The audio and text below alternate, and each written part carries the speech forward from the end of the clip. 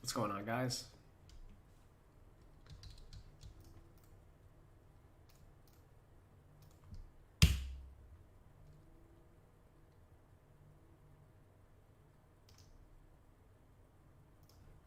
Sending out my Twitter link.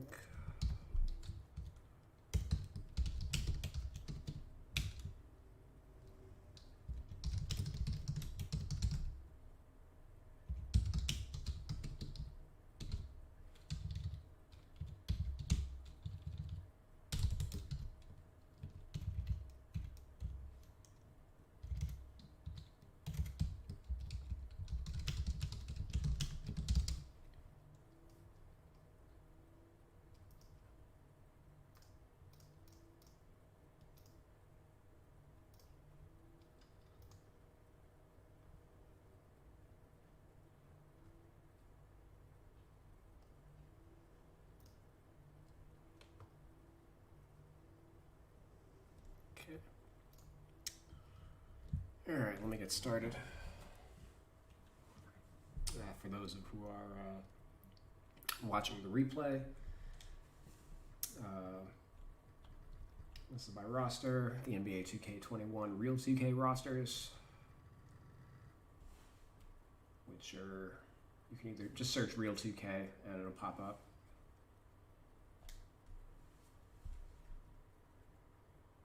But actually, I'm not sure if I have the most recent version anyway, so hold on.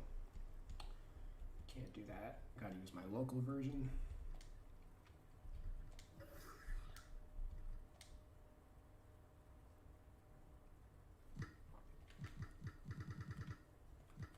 Okay, so we're gonna be working on player ratings. And one roster change that I think we have to make.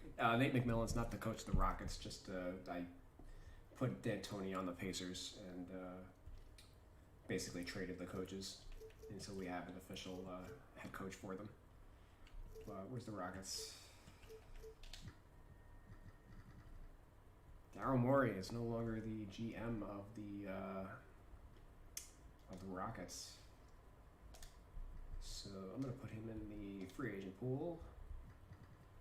And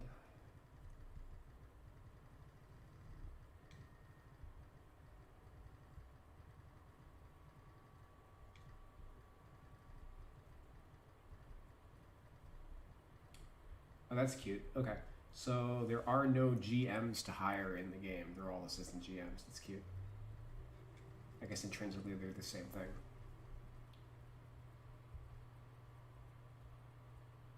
Business F, potential A. That's funny.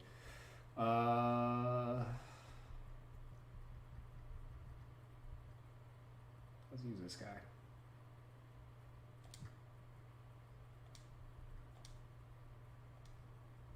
And I think the Rockets' new GM is Roger Stone or something. I gotta check. Rockets new GM. It's basically their assistant GM for a while.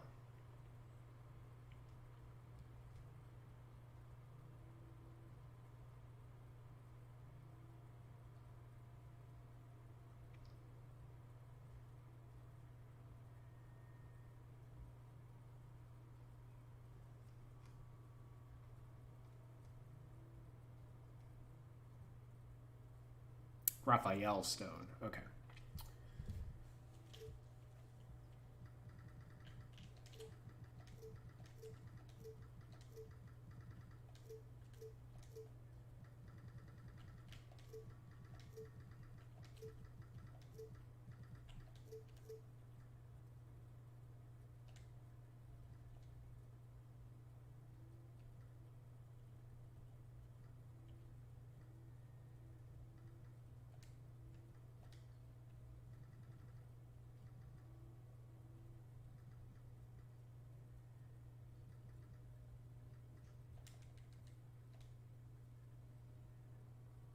What's that badge he has? Former GM. Nah, we'll take that off.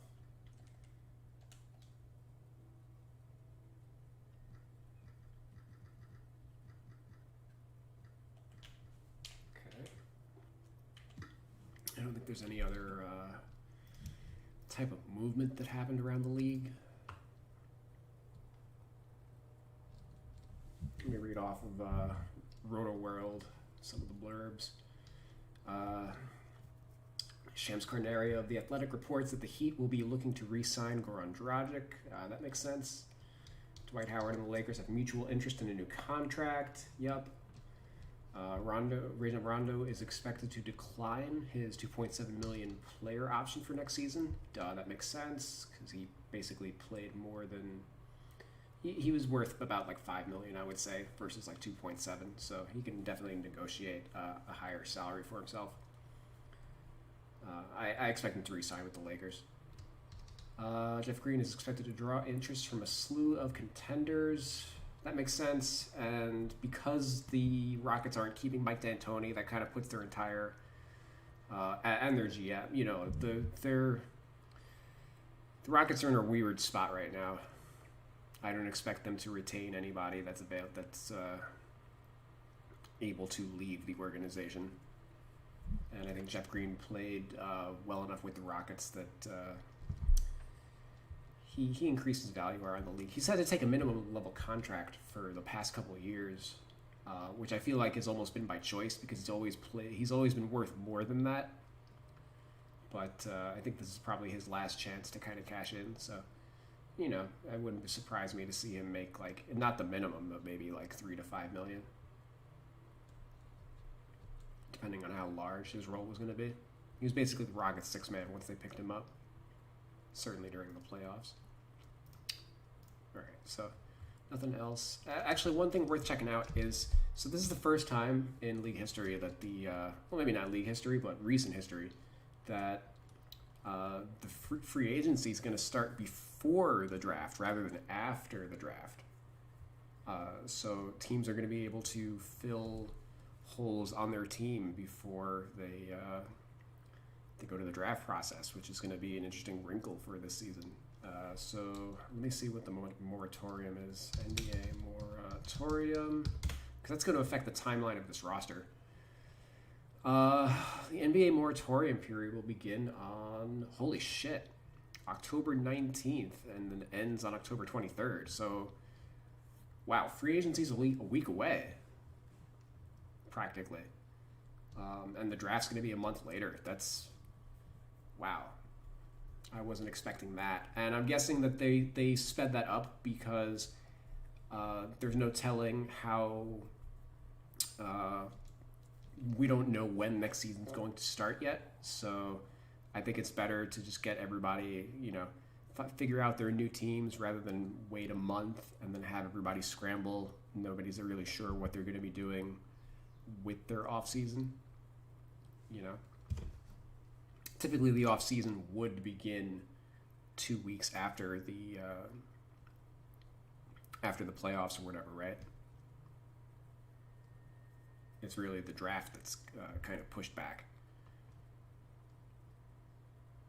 So, okay. Cool.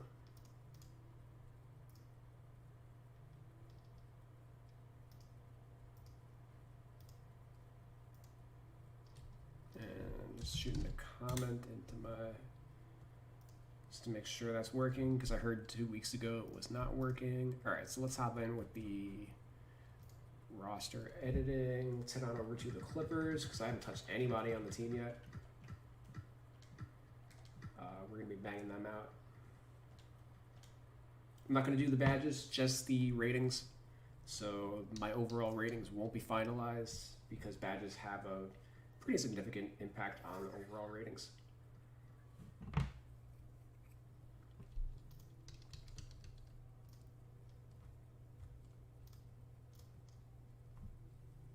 And rather than jumping back and forth with the internet and stuff, showing you guys what I'm looking up on Basketball Reference, I'll just be reading off some of it. So, driving layup. He shot 45% on his layups this year, as Zubac did. So, I think 70 is probably fine. Hooks, he's 55%, 38 to 69.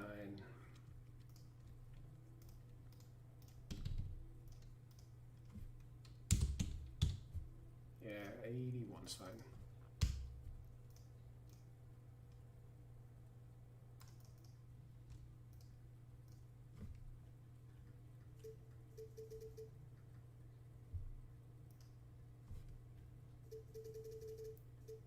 Okay, he's a better posted player than that.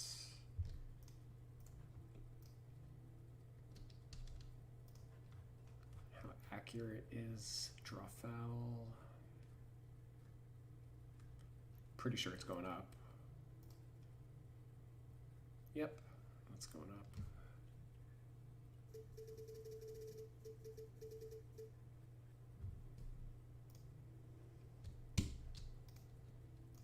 Okay, close shot. Close shot, he was 48 of 121, which was 39.5%.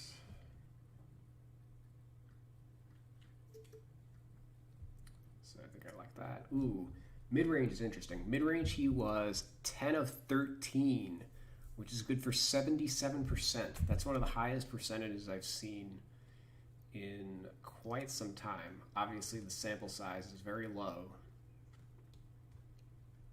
but 10 for 13. Man, and so for his career, he's actually 53%, but obviously the sample there is not high at all. Let's actually just see for his career, so 10 of 13. And I'm using Basketball Reference for all their shots, which also factors season and playoffs. Last year it was 2 for 9. So that's 12 of 22. Year before that, 0 for 2. And the year before that was another 12 of 21. Well, he doesn't take a lot of them, but at least he's consistent with them, right? That is a weird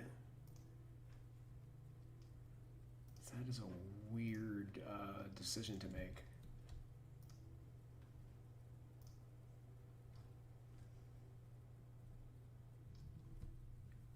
%53 for his career, and it's not an insignificant sample. It is 4% of his shots.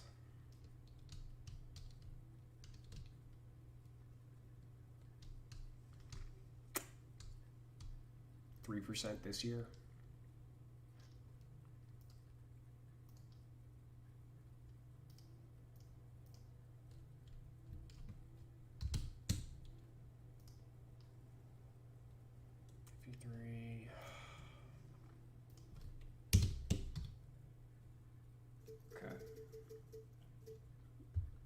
That's fine, and his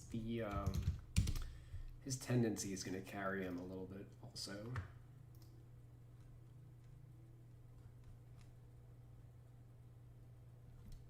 You know, just because a player has a high rating doesn't mean that they're utilized in that way. He's not going to take a lot of mid-range shots because guys like Kawhi and Paul George are going to be taking those. So I wouldn't worry too much about it, but at least like when he's called upon, like for example in games where both of those guys sit out, you know, be able to knock it down at least.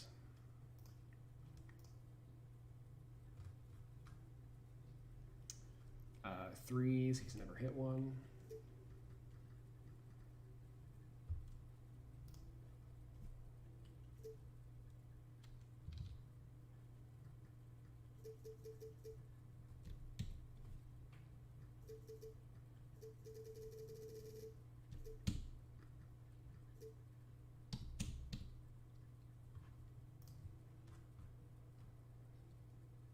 Oh, actually, he led the league in offensive rebound percentage this year. Okay. Boom.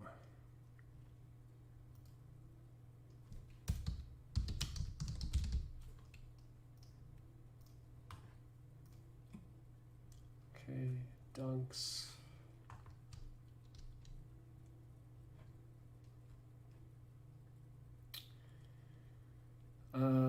Zubac dunked 97 times this year, 26.5% of his field goals. Both of those are his best marks.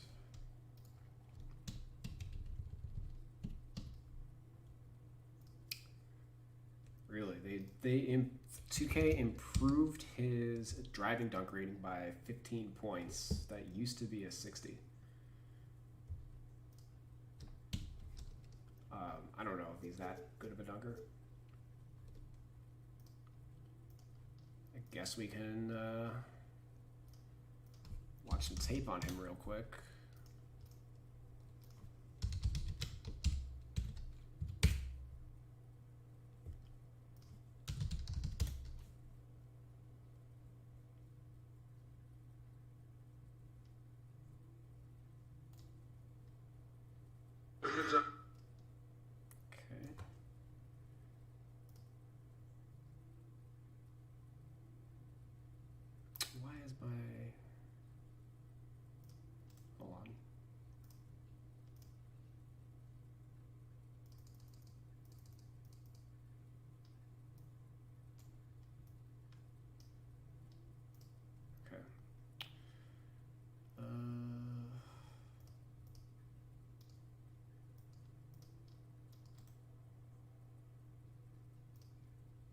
Why isn't it showing the window?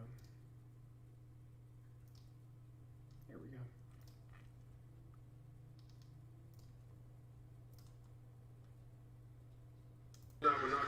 Just his 5th of the season. Kawhi Leonard.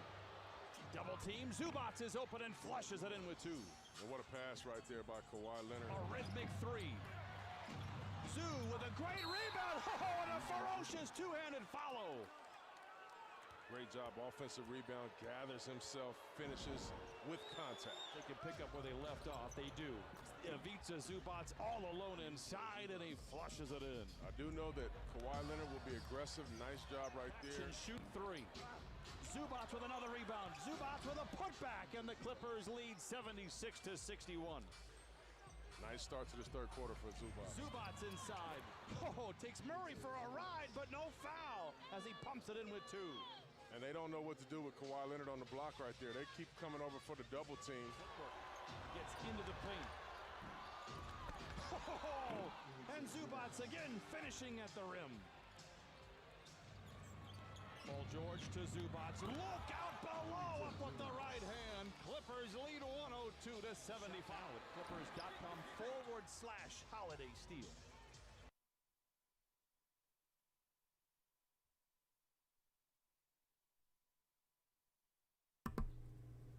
I don't know. I don't know about that 75 driving dunk.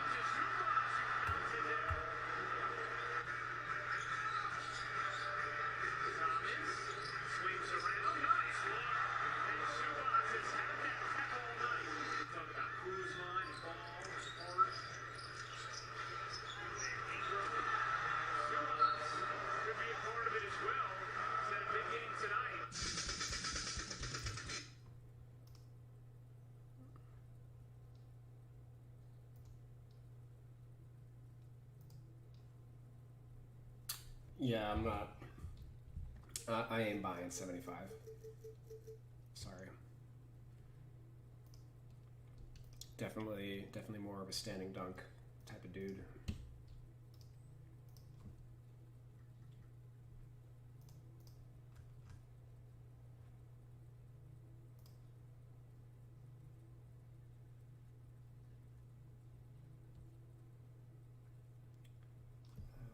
That's 75, yeah. 51.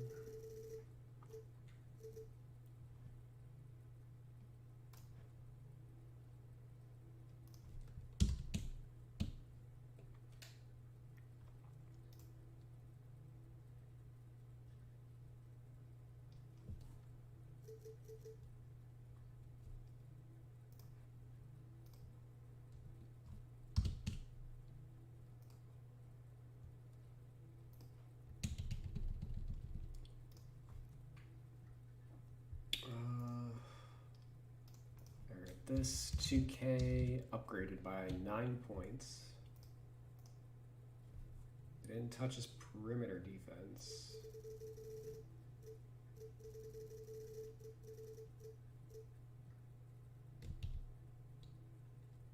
That may not stick, don't worry.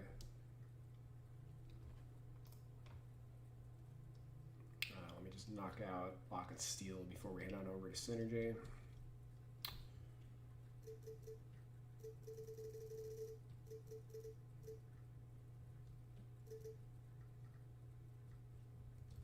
And this, believe it or not, I had in the 60s.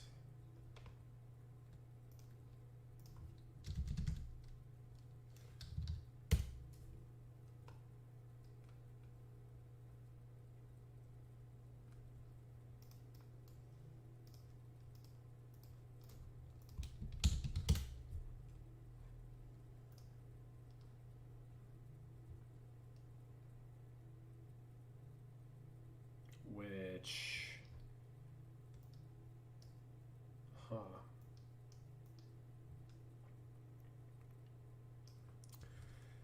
definitely, well, he must have been really bad like earlier in his career.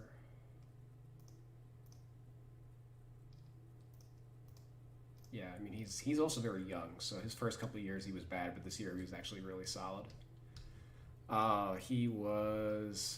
He gave up 32 points on 56 possessions in the regular season, which was 95th percentile. That is very good. Let me see what he did in the playoffs, where he was matched up with. Oh wow! When he was matched up with Jokic, he gave up 8 points on 22 possessions in the playoffs. 0.36 points per possession, and that was 100th percentile as far as post defense goes. So I had him at 65 from going off of like last year. So we're updating that. 2K gave him a 77. 85 is probably being modest. He might even be like a 90 or something. Let me see how many possessions he had like in the previous season. He had 56 this year. Last year he had 28 with the Clippers and 37 with the Lakers. So that's 65 possessions.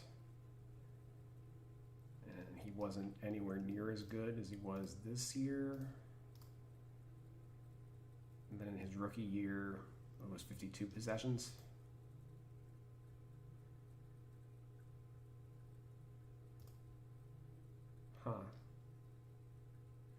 Well, I'm not gonna lose my mind over it because 56 possessions still isn't that big of a sample, even if we throw in like the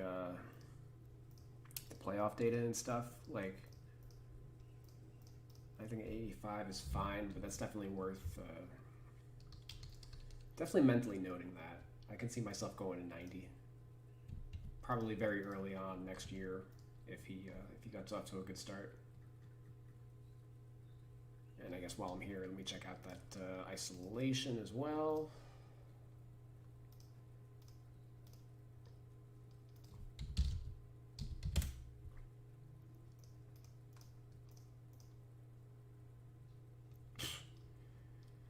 Isolation was actually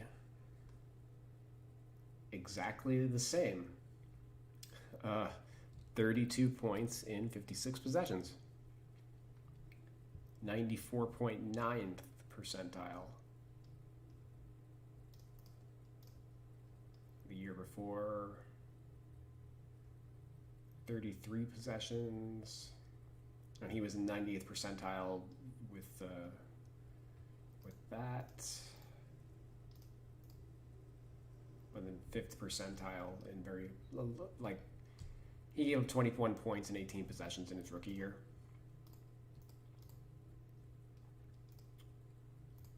But yeah, that's a much bigger sample than what we previously were rocking on him.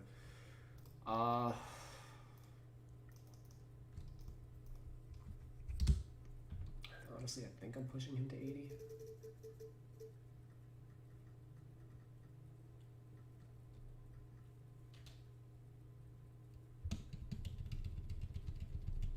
Which is pretty up there for where I'm willing to go with centers. Like I don't think I have a center higher than 85 for perimeter defense.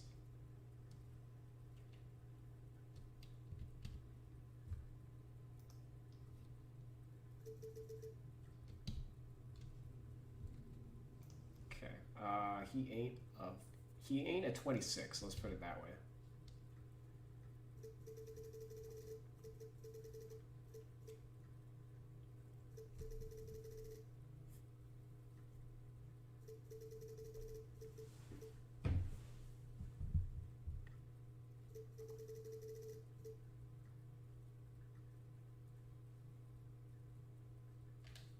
I think 50 speed's fine for him. Maybe it's a 45, but he's also on the younger side.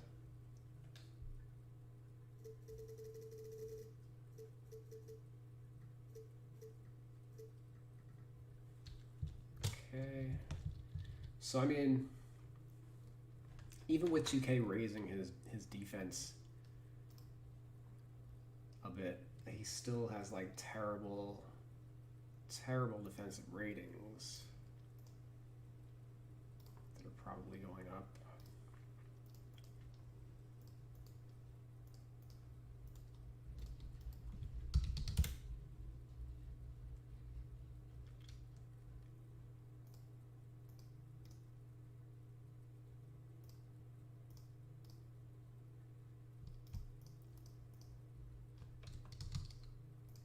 It wasn't that great this year, but was better in previous years. I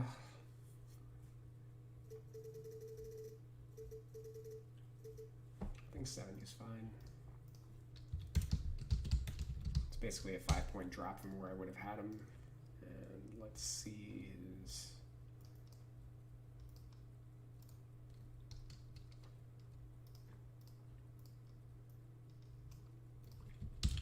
help defense.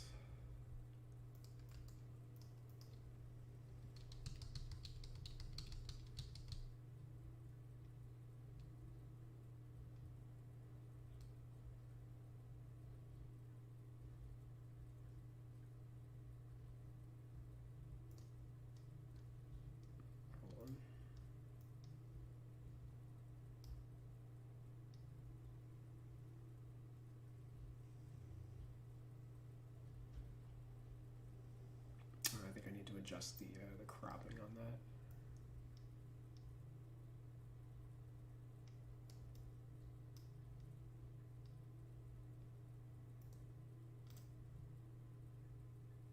Right, because I don't have Chrome on full screen.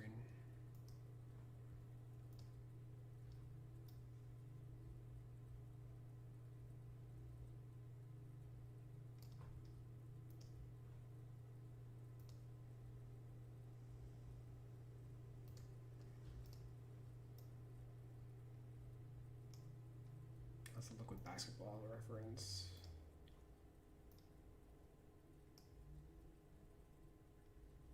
I think you see most of it.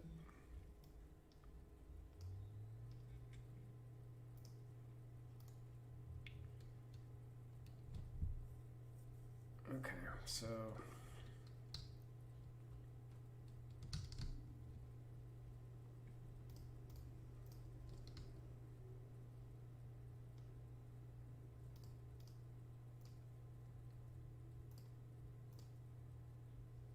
going off this year, looking at last year.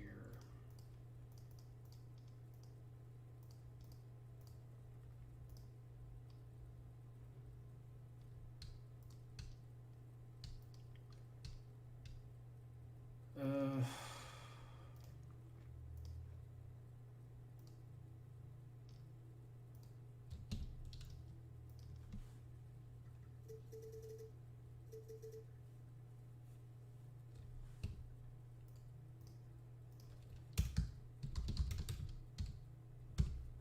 think 80 is fine. It's kind of a judgment call.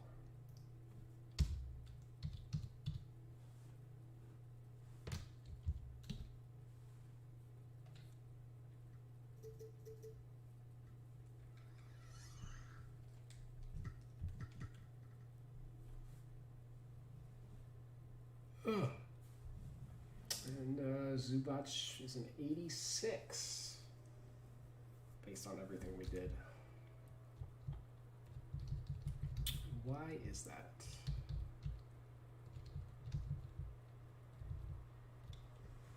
Aside from us boosting like his post defense.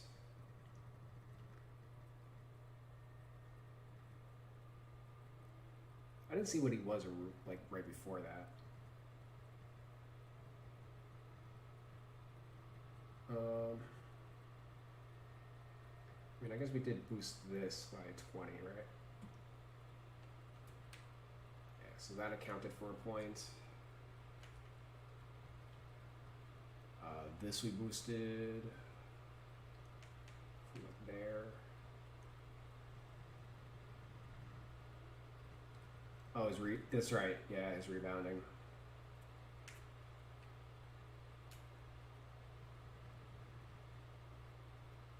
Okay, so one thing, and this is also an adjustment that I'm now making. I made a modification to my my intangible scale. I'm now comfortable tanking the overall rating of most big men that have high rebound ratings, because those are consistently, like, they just rate too highly.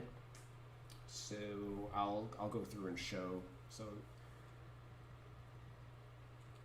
we're gonna drop Zubac to the minimum rating. Sorry, I got an itch in my face. All right, so that drops his overall rating by 4 points, and I'm cool with him at like an 82. I think that's a pretty fair rating for him, in terms of his value to like the team and stuff.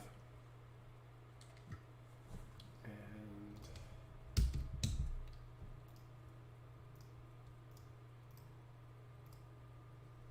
what is he? The two-way mid-range specialist, and that's only because we boosted his mid-range shot, because he shoots such a high percentage.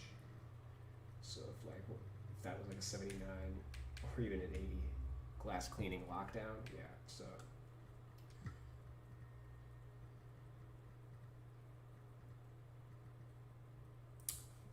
all right. So examples of players that I dropped their intangible ratings to get them to rate lower would be Kyle O'Quinn, Ilyasova,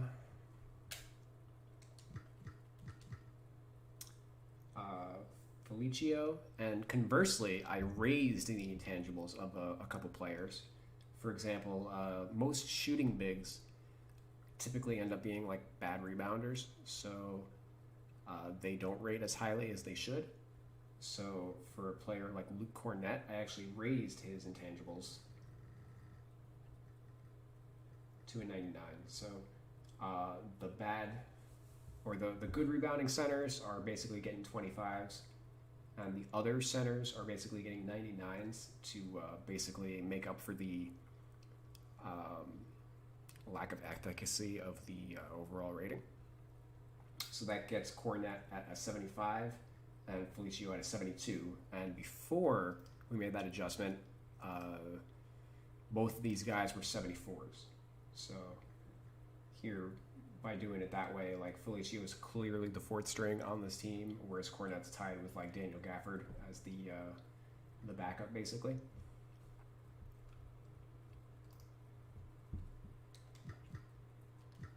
Okay, I haven't decided what to do with like Andre Drummond and Tristan Thompson, for example, because I kind of need to finish off the rest of the centers in the league and kind of look at the overalls of those players versus like the overalls for like Drummond and Thompson, because Drummond if we were to drop him to a 25, he might come out a little too low as like an 84. You know, that puts him on par with like Kevin Love. And I think he's like a slight tier above Kevin Love at the moment. And Tristan Thompson, that's a weird one because like we have to see what the Cavs do in the offseason because Tristan Thompson's a free agent. He wants to stay with the Cavs, but they have Drummond, and like you can't. These guys are both centers. You can't play them both. It's like, and what are you gonna do? Play Drummond like 24 minutes a game? Like Drummond's gonna get 30 minutes a game, so Tristan Thompson's basically looking at like 18. Can you really have him at like 83 overall with in such a limited role? So like, if Tristan Thompson joins a new team and he's the starting center, then probably an 83 overall is totally fine, you know.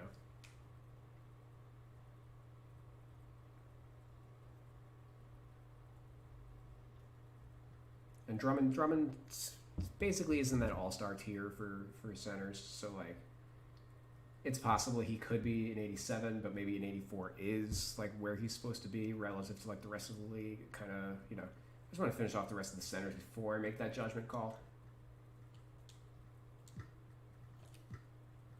But a good example would be Daniel Tice and Enes Kanter. Kanter rates stupid high because of his rebound ratings and his post game, whereas Tice not as good of a rebounder. Not really much of a post game, but you know, great defender. You know, the things that he does are much more valuable than what 2K gives him credit for. So I actually had to play around with the overalls of a lot of the Celtics players. Guys like Grant Williams, Romeo Langford, Daniel Tice. For these two guys, basically the two guards that, like the defensive specialist two guards, like Langford, typically don't rate high enough because the game is looking at their ball handle rating. Like two guards that don't create their own shot will have low ratings in NBA 2K. And we're seeing like a greater influx of, you know, that's not as important for two guards in today's NBA. Very few two guards in today's NBA actually like create their shot. They're mostly like spot up shooters or guys that are like coming off screens and whatnot. The only ones that are really creating their own shot are basically like the point guards that end up playing the two guard. So for Langford, boosting up a little bit. And Grant Williams kind of is the same as like the Daniel Tice thing. Like he's, you know, the things that he's good at aren't, the overall rating doesn't really care. And then the Celtics have like a bunch of centers who, you know, if you don't tank because of their rebounding ratings, if you don't tank their intangibles, they're going to rate just too high overall wise relative like to their actual team value.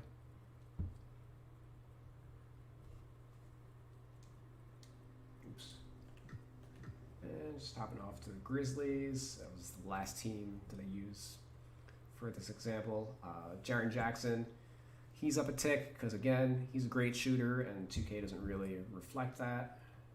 Anthony Tolliver is another good example of, you know, if you don't make that change, I bumped up his intangibles just to get him to 75. You know, he was there. I think he was starting during the playoffs with Jackson out. You know, and without that change, like 2K has him as like the worst rated power forward on the roster, or worst rated player on the Grizzlies roster, I should say, not just power forward. But I think a 75 is fine for, you know, a guy that can step in and play a role without, you know, embarrassing himself. He's a shooter, and again, that has more value than what 2K gives him credit for.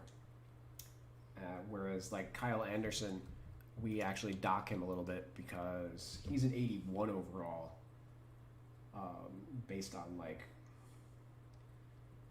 you know, he's not a good shooter, but he's a great defender, and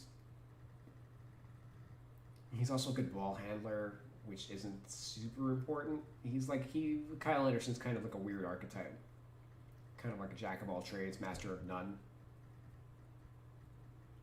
Because like he's not even a good shooter or anything, but he just rates higher than he should because of the 2K formula. So we have to dock him down a little bit. He's not that good. He's not on par with Jaren Jackson, you know. And he may not even be he's probably not even going to be the starter for the Grizzlies next year. It's most likely going to be like Justice Winslow. Yeah, so that's why we're making that adjustment with Zubac, basically dropping his overall by 4 points.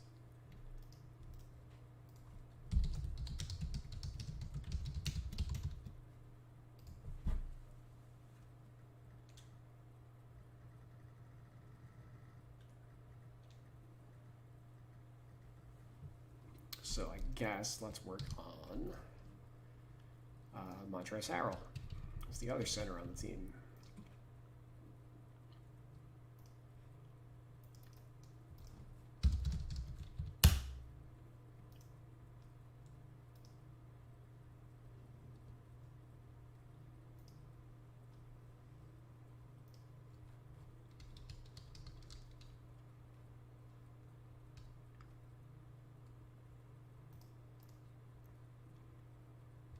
Actually, hold on. Before we jump into Trez,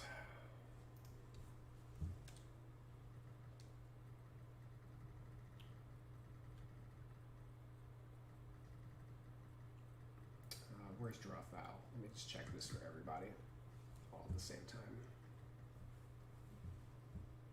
Some of these categories are just easy to bang out individually. I think I should have done the rebound, blocks, all that stuff, and then the player stuff. The more focused stuff is usually their shooting ratings and the defense stuff.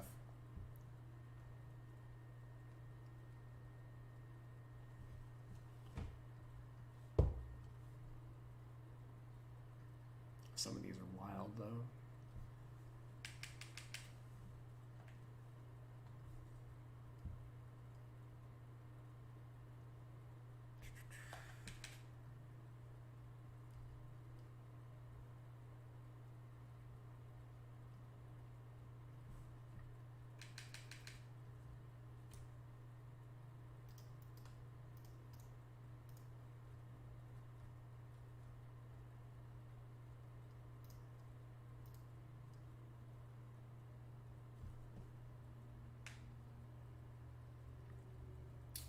Big drop.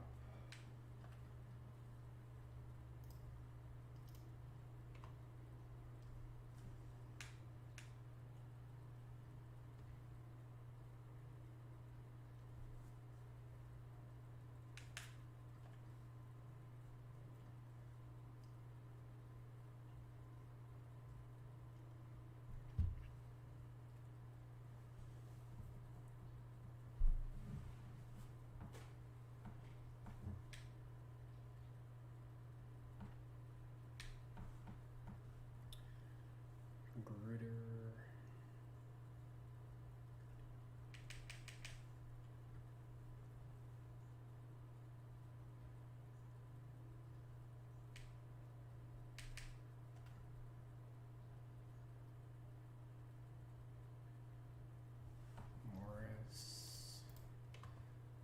Morris played for 2 teams.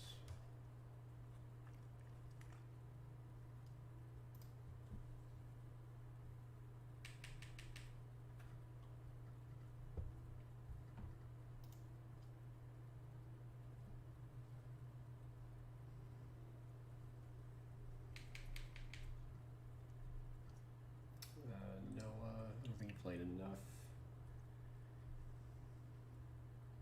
Zubac we did. Harrell,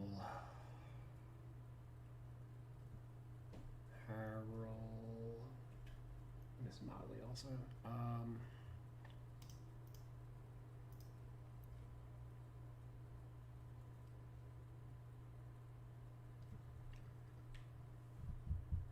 Oh, I didn't do anybody on the power forwards, actually. I skipped ahead. Whoops.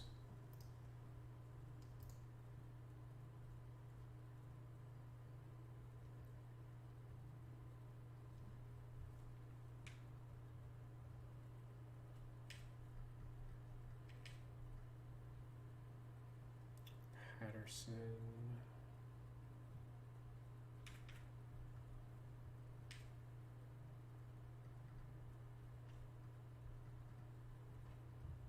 The question, I'm debating on 95 or 99 for Harrell.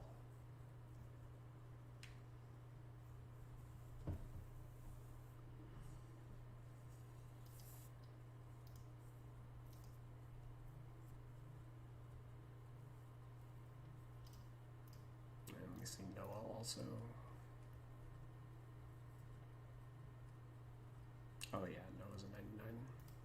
All right, if I'm giving 99s to Motley and Noah, then Harrell at 99, I'm not going to argue with.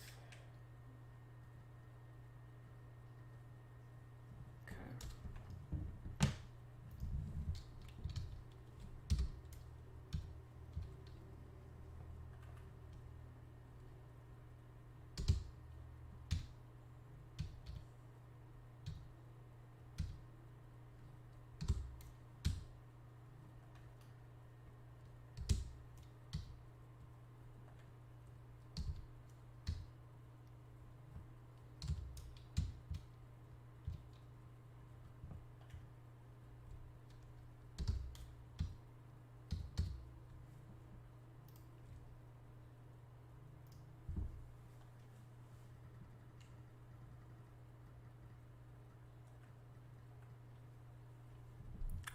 Passing.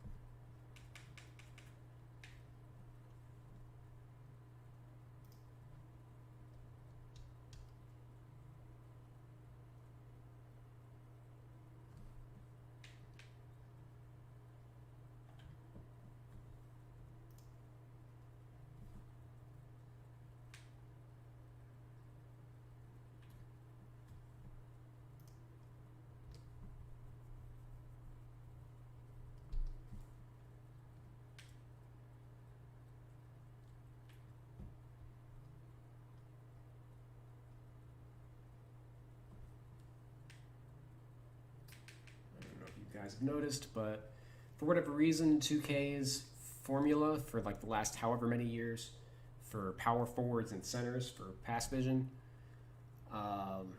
really anybody except for point guards, they have players rated in the 30s for whatever reason because they ignore the scale.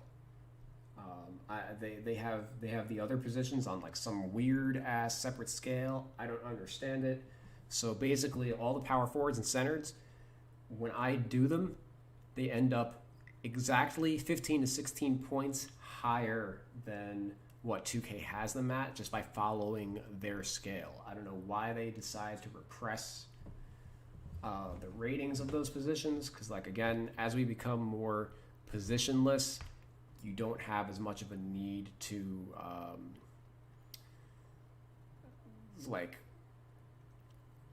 have separate scales for each position because it's like all players are kind of, they're mixing and matching.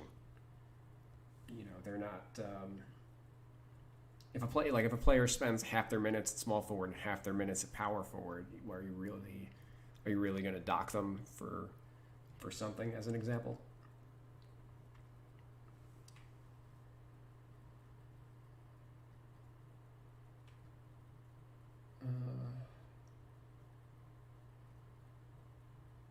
Which, like, I guess Morris would have been an example of that. Motley, hold on. This guy probably won't even be in the league.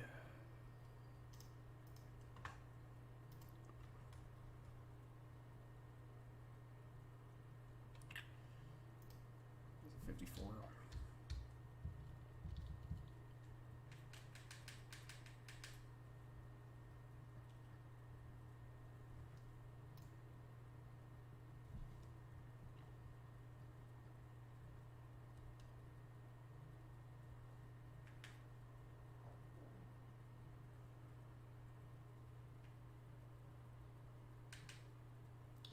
another 16-point increase.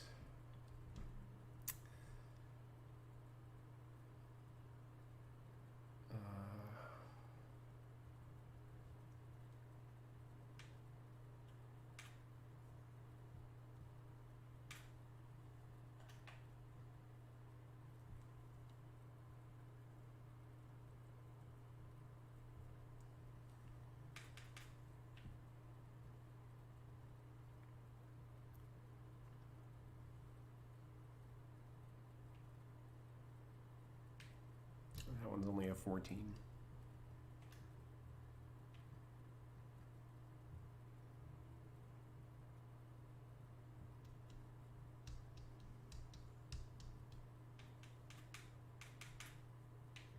So the guards are all like slightly overrated. Well, I don't know. Some of it's. Sorry, hold on. That's Reggie Jackson may not be correct because I'm looking at his. I'm not looking at his full season. Yeah. Oops. I haven't. I'm not going plus with any of the guards. If anything, a lot of them are going down.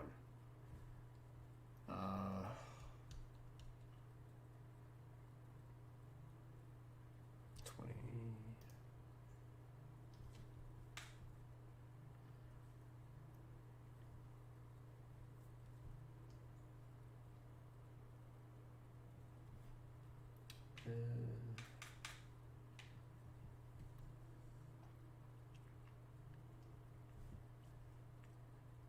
It's going up. Yeah, I noticed with a lot of the guards, they're usually 4 points off, or within 4 points off, but either up or down. Sometimes it kind of depends on when the last time they rated them was. But guards usually +4 or -4, and then all the other positions, point guards I should say, and then all the other positions they have guys in the 30s that need like a +15, +16.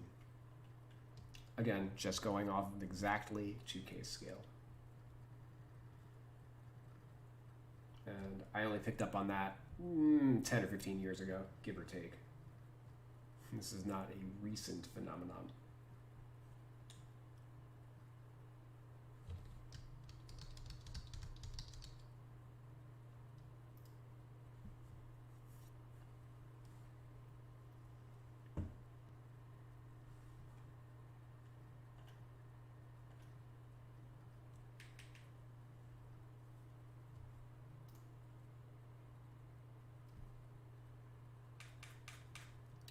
Most of my block ratings are going to be 4 to 5 points lower than what 2K has them at. Except when they're very low, then it's usually like +5.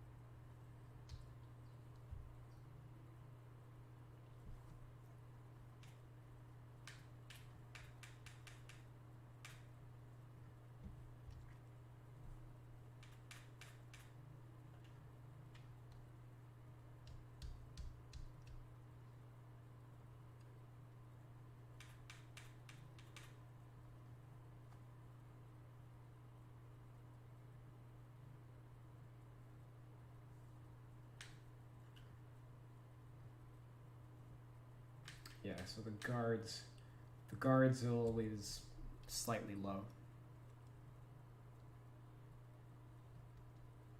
That's another thing that I guess they do it intentionally to have their ratings lower.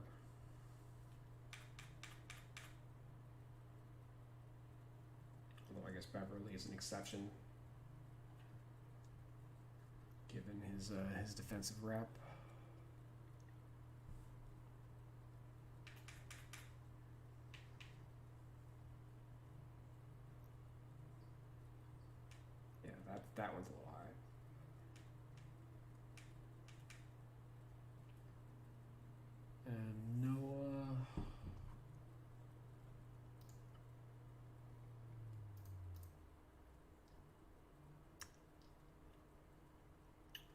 Well, he played 50 minutes. He didn't really block that many shots. Much better shot blocker last year. Did he play it all in the playoffs? He played 2 minutes in the playoffs, so yeah, nothing to really report on there.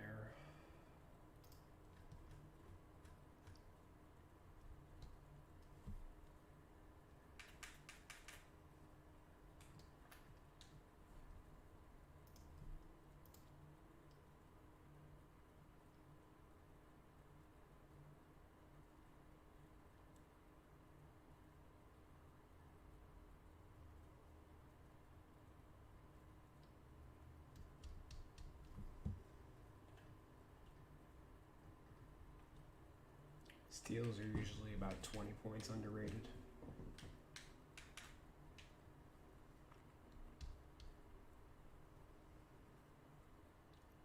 2K modded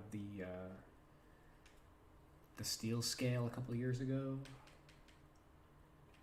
I think in an effort to reduce steals in game, they just tanked everybody by 20. Basically to prevent complaints in like my player and stuff like that.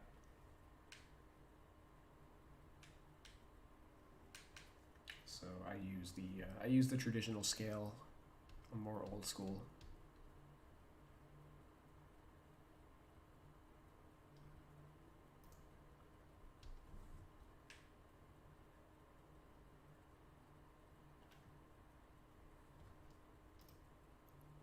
And I also think it's more in line with the numbers that like fans want to see.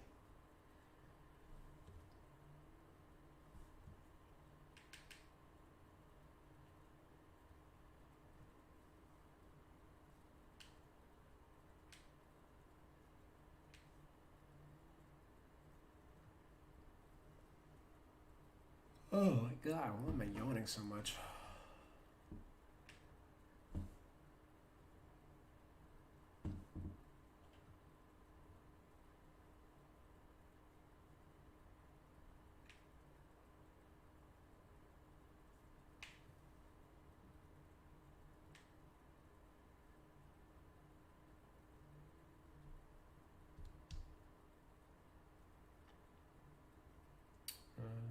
Yes, I'm sorry.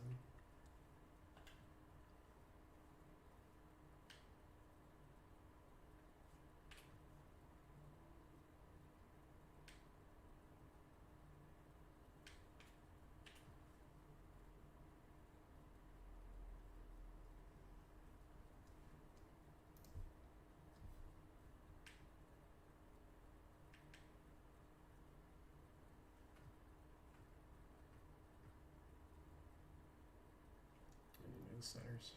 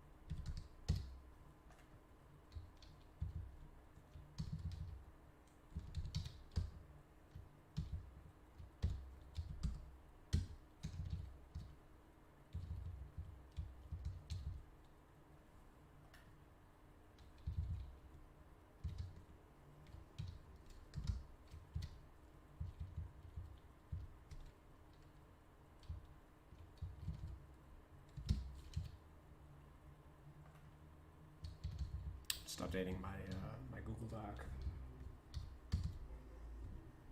guys, this is all data that I'll be able to report to next gen. Which is why I've kind of gone so hard on roster editing over the last month and a half.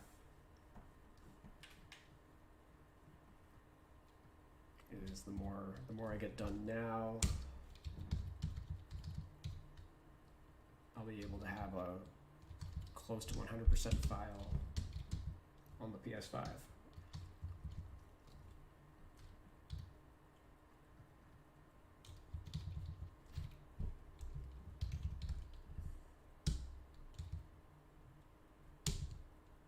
I didn't do his block rating. Or did I? I did not. It's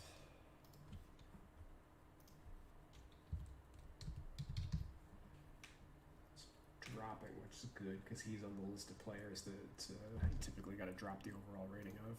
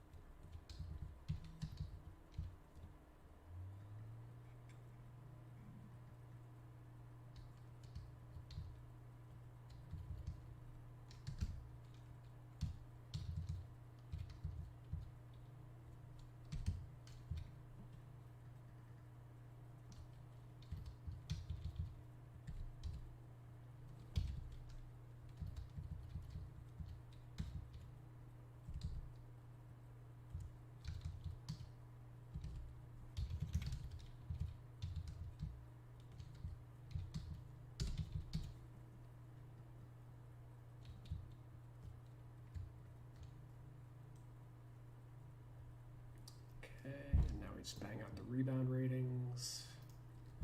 And I think that's the last counting stat.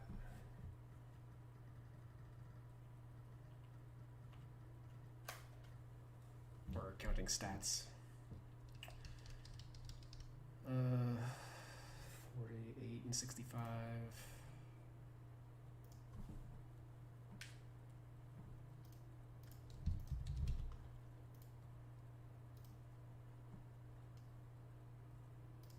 Jackson is, and by the way, I expect none of these to differ more than like a point. 2Ks, for the non-centers, none of them are going to differ by a point.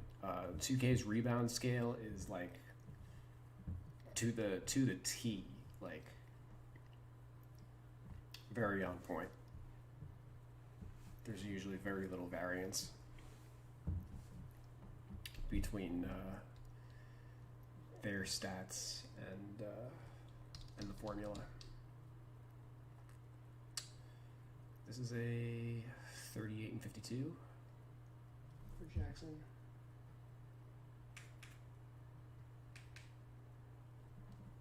And I'm looking at his season stats. They might have looked at his just his Clipper stats. Lou Will is a 34 and like a 48. Yeah, like what, a difference of a point each time.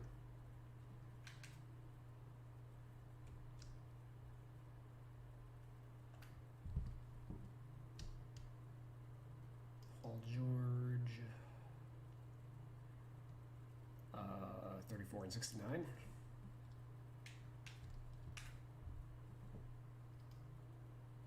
Shamet.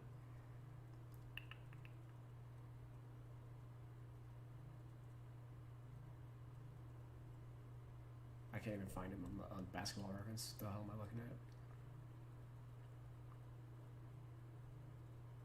at? Oh, okay. All the way at the bottom. Derp. Yeah, because 27 and 41. Yep.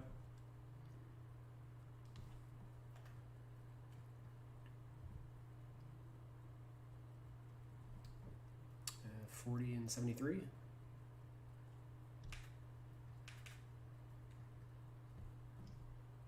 $40 and 56.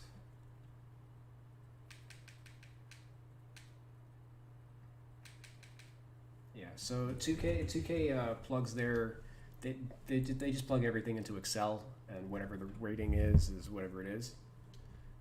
I basically do all my stat rate. I know the formulas inside and out, so I just look and I know.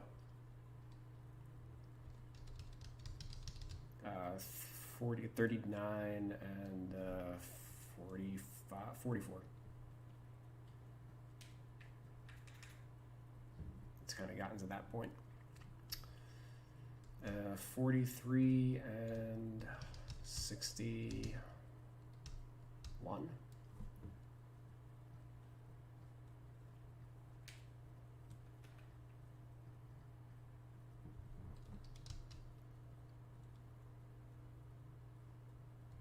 There's 56 and 85.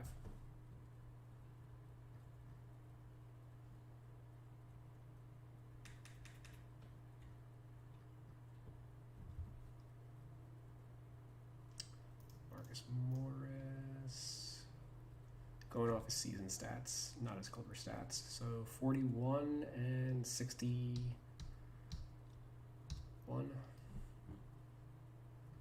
Yep. Motley, we're going off his career. So 76 and 79.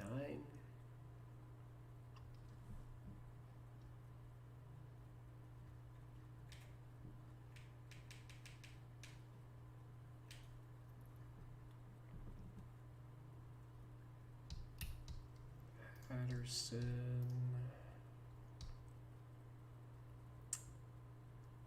49 and 63.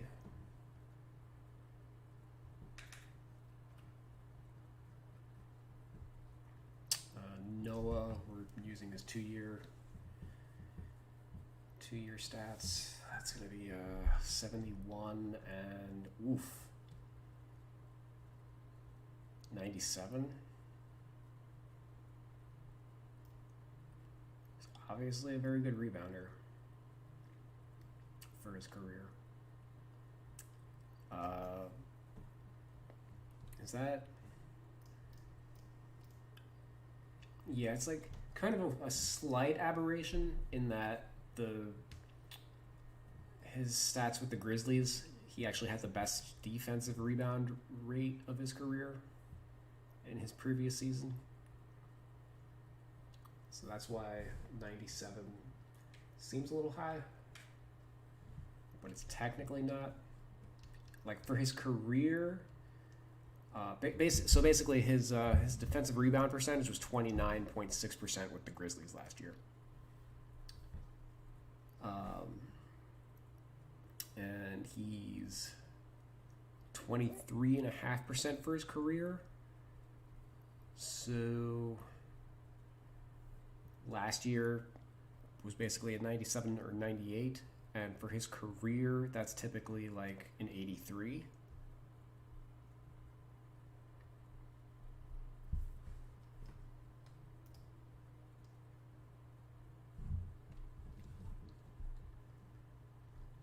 But yeah, he's again with the rebound rating that high, we're gonna give him the Zubac treatment. That 75 overall is gonna drop considerably, I imagine.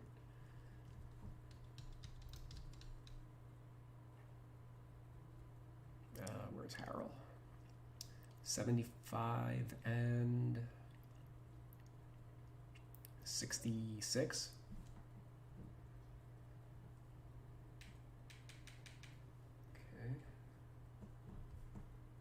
Oof, this one's going to tank. This is an interesting one. Kabengele only played 64 minutes for the big club, so maybe I shouldn't weight his rating so highly. Because his rebound rating, he played 844 minutes with the G League team. 7.5 offensive rebound percent with them. So with the G League, his ratings basically come to 62 offensive rebound and 85 defensive rebound. and then you factor in that it's the G League. Let's drop each by 5 points. So here's what.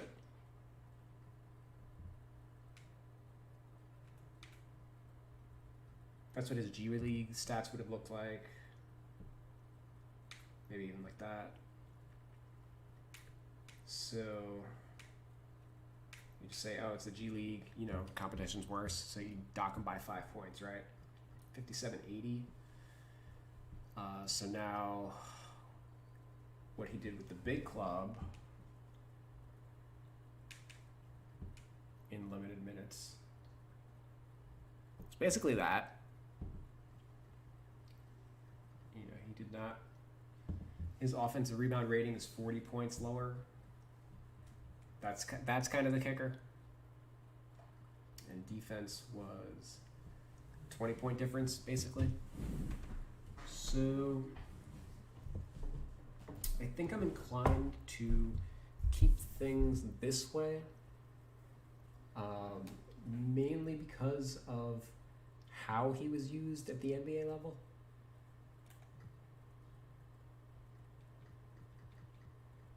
You will note that Kabengele, I maxed out his 3-point tendency because he took a ton of threes with the team.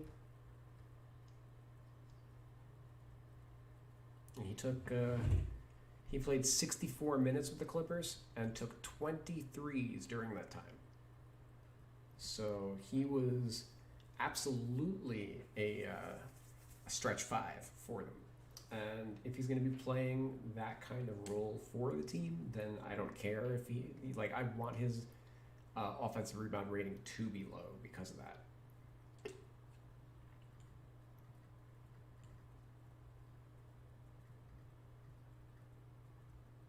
Did he just jump from like a 68 to a 70?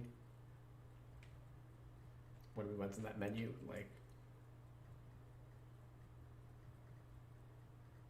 they do that sometimes. But okay. All right, let me just jot these down.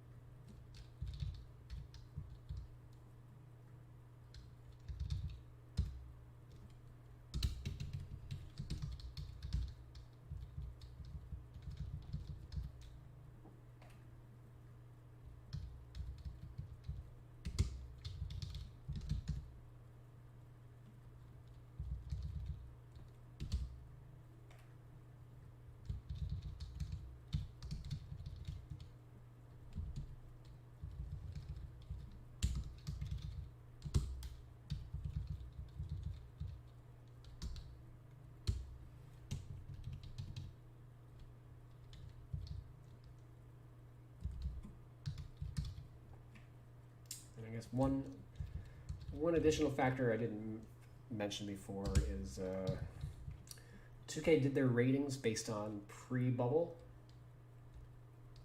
So players that played more in the bubble had greater fluctuation, especially if they didn't play much during the regular season, which is why we saw a greater fluctuation for Terrence Mann and Amir Coffey, because they didn't play very much during the regular season, and but then they played more in the bubble because none of the vets were available.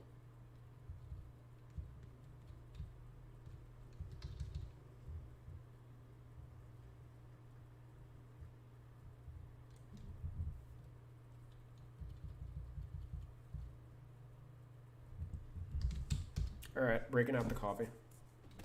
It's been on deck.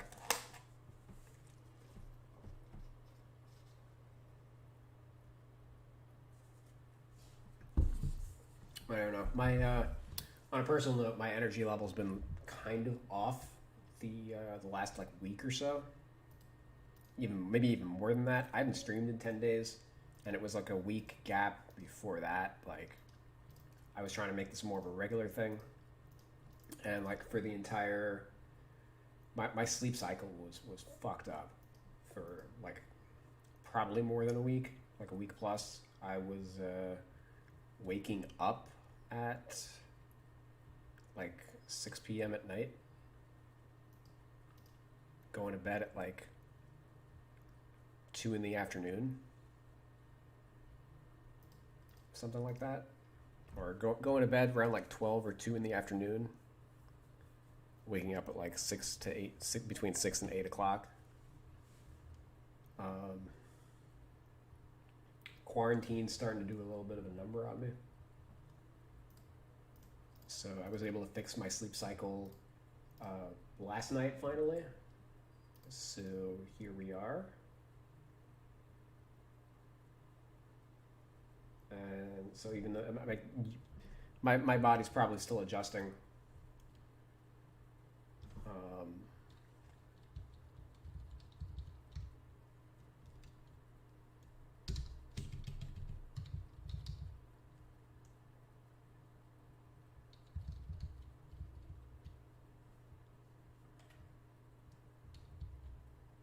probably go to bed a little early tonight.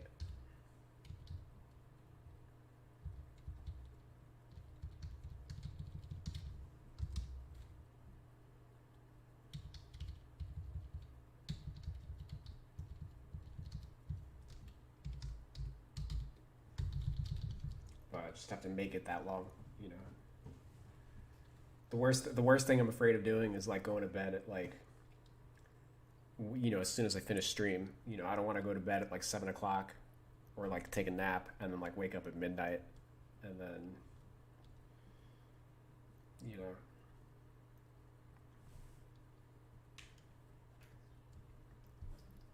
Because it's good for editing when, you know, if you wake up at 8 o'clock at night, you know, everything's closed. What else are you going to do besides hop on and, you know, it's just you and the computer, so you're going to bang out some ratings, right? Work on the roster. You know, so you can... I've been pretty focused on in that regard. But in terms of, like, everything else in my life, it hasn't been the greatest. All right, strength ratings, those are already all set, so we'll just knock those out too.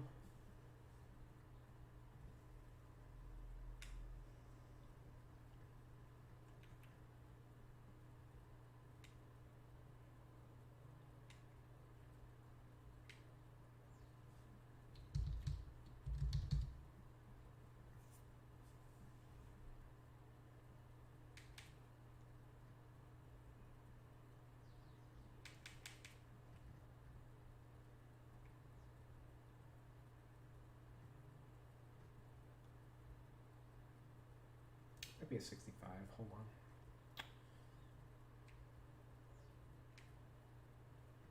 Yeah.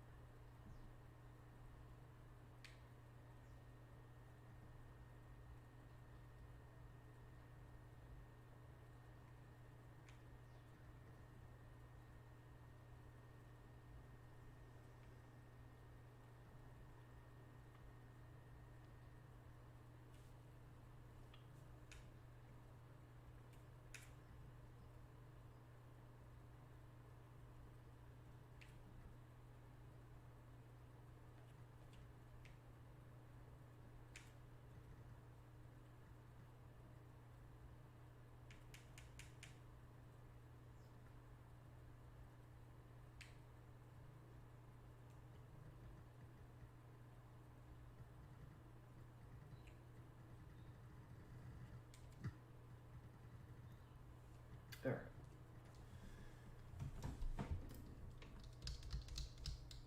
So let's hop into Harrell, which I said we were going to do 30 minutes ago.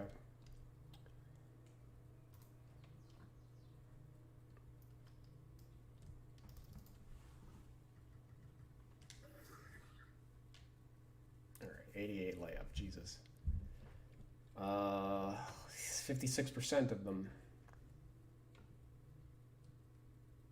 just assisted on 55% of them.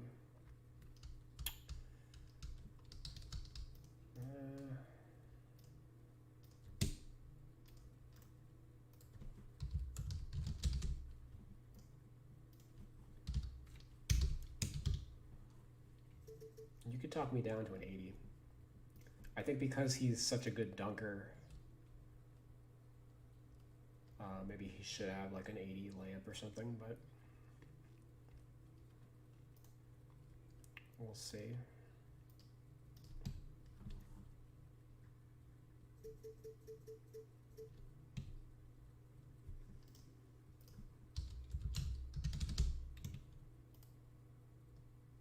Uh, 50% on his hooks.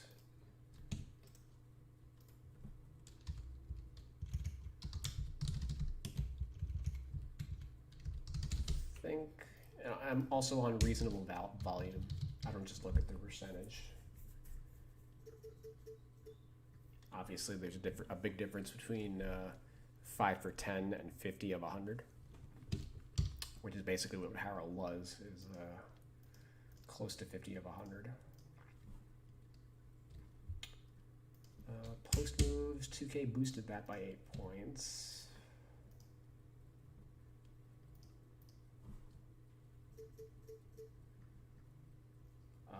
We're going to tentatively put that at an 85. Maybe I recant on it. We'll check it in a second when I check out the post data. Close shot. He was 130 of 306.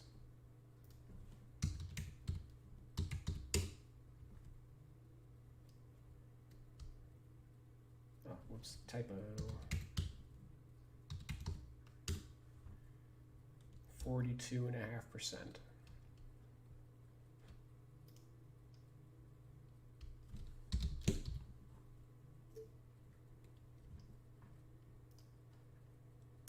Oof. Whoa, his jump shot was broken this year. He was 1 for 23 on threes and 2 for 14 on mid-range. Both of those marks are much lower than what he normally does. 65 mid-range is totally fine. Threes. Yeah, oh man, he was 1 for 5 in the playoffs, but 0 for 18 in the regular season. For his career, he's 5 for 50. He was 3 for 17 last year. So 3 for 17 versus 0 for 18. Like, there isn't a ton to write home about there. He's obviously not a guy who should be taking a bunch.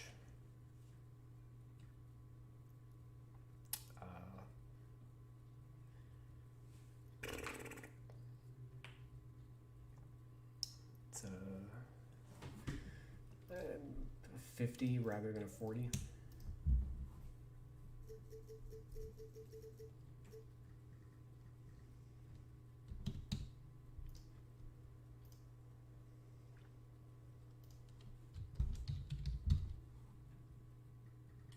Ooh, ball handle. He ain't no 35.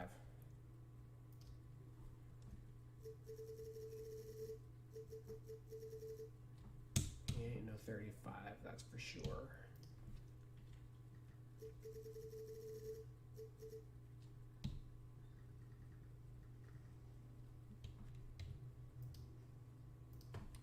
Okay.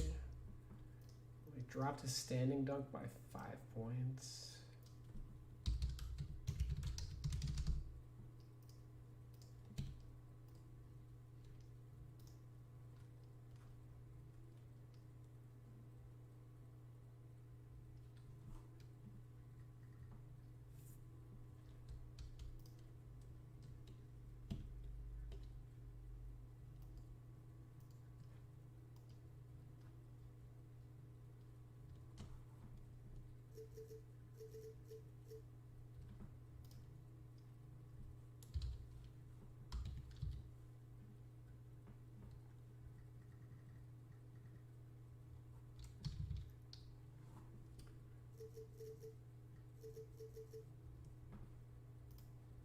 Think we might watch some tape on him.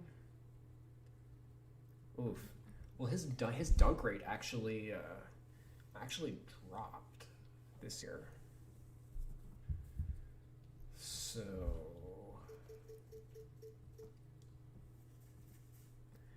yeah, I'm gonna load up some tape.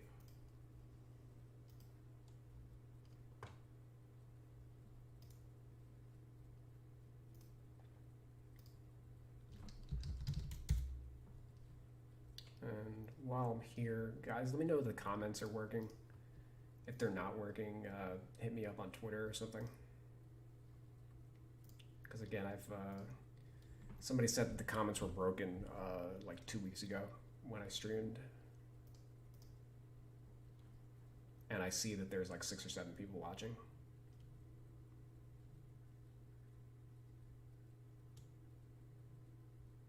And the last time that happened, the comments were broken, so.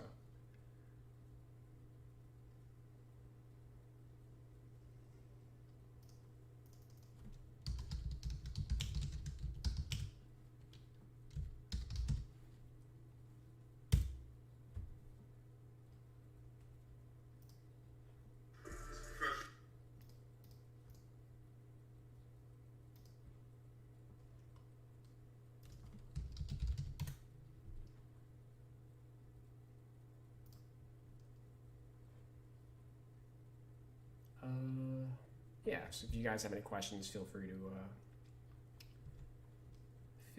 throw them at me and I'll answer them. What am I gonna do here?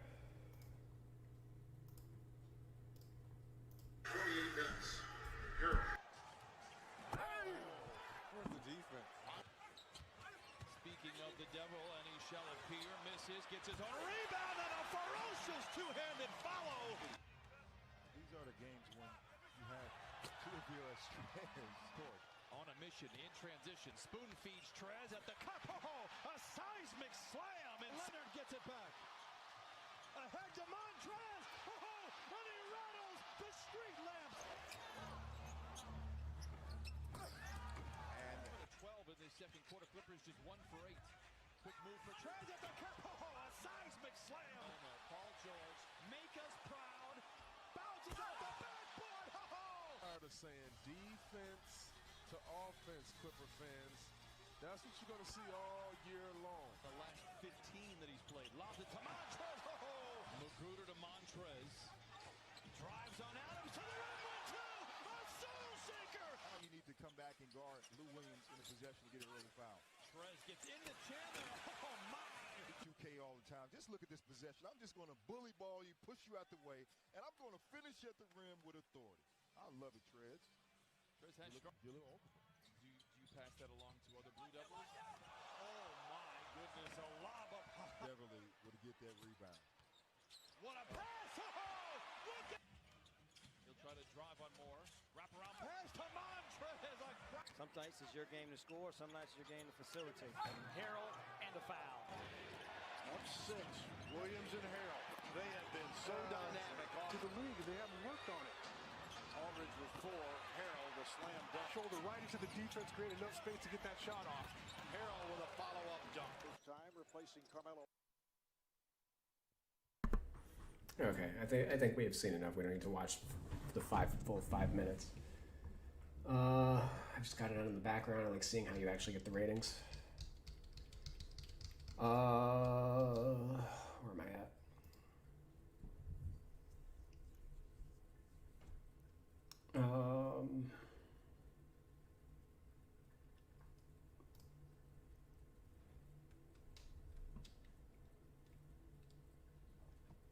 Oh yeah, dunk stats.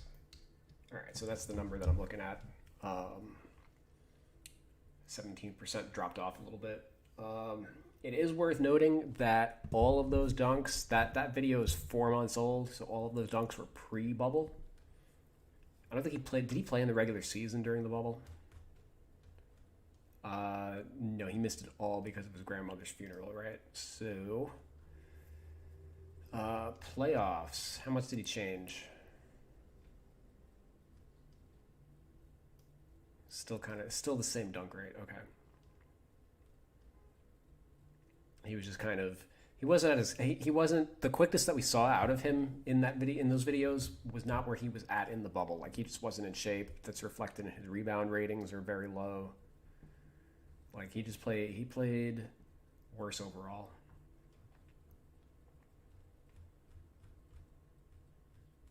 But nothing to suggest that like his dunk ratings wouldn't be fine. How good do you think Harrell actually is? Well, he was Sixth Man of the Year this year, so I think he's that good.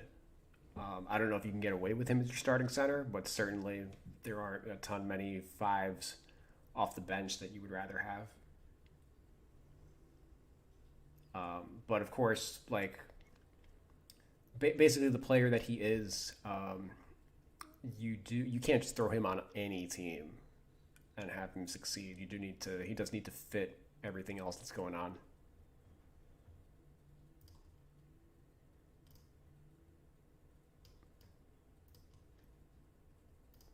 So I think 85 is fine.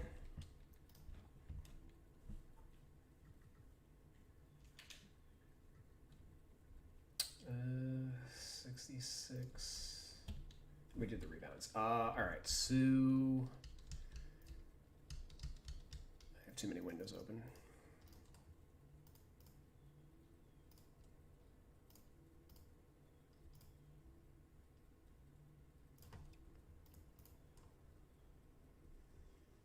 Okay, heading off to the post-ups.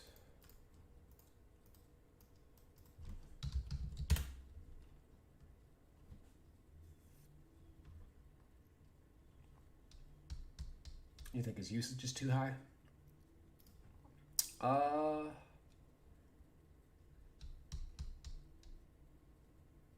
Do you mean in terms of like his shot profile, or like he played too many minutes in the playoffs?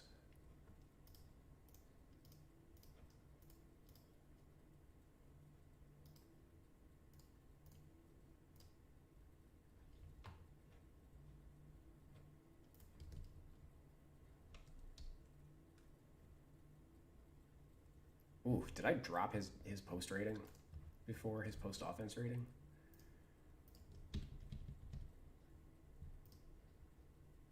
I did. Well, okay, I brought it to an 85 from like a 90. Maybe it's a 90 based off what he did this year.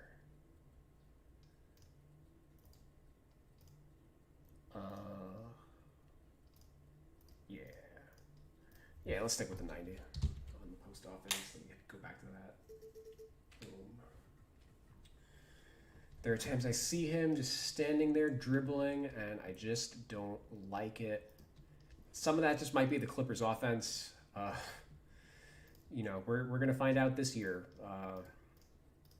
you know, how good of a coach Doc Rivers was or wasn't.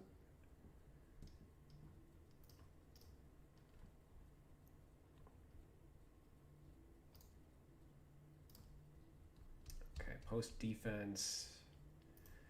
Post defense ain't going to be 77, and that's good because he was getting cooked by Jokic in the post, right? So the numbers are backing that up a little bit. Yeah, so he was 30th percentile this year in terms of post defense. Last year, 45th percentile, and the year before that, he was 93rd percentile. And those are all about on. In 2018, it was 56 possessions, so not the world's greatest sample size. Last year, 117. This year, 73. During the playoffs, he gave up 18 points in 14 possessions, which was 1.29 points per possession. Good for 9th percentile. So yeah, all that does back up that he got cooked by Jokic, and we did boost Zubac's post defense rating, right? Like he's what, an 85, and we were talking about him as a potential 90. So I had Harrell at like an 80 last year, and I think I'm pretty comfortable docking that to like maybe a 65, like 70 at the highest, I think.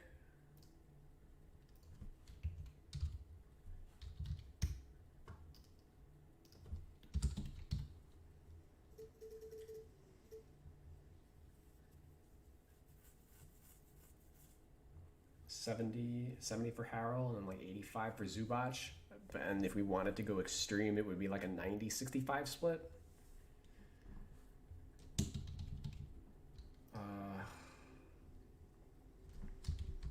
I think for Harrell, I'll go extreme.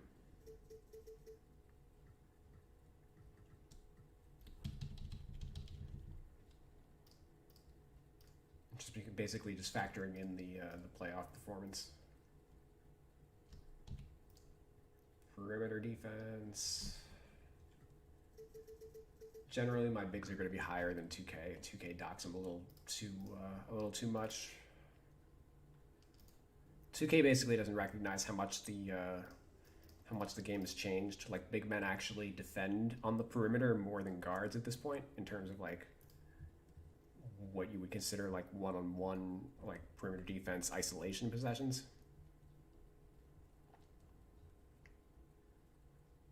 Guards typically don't try to take other guards off the dribble anymore.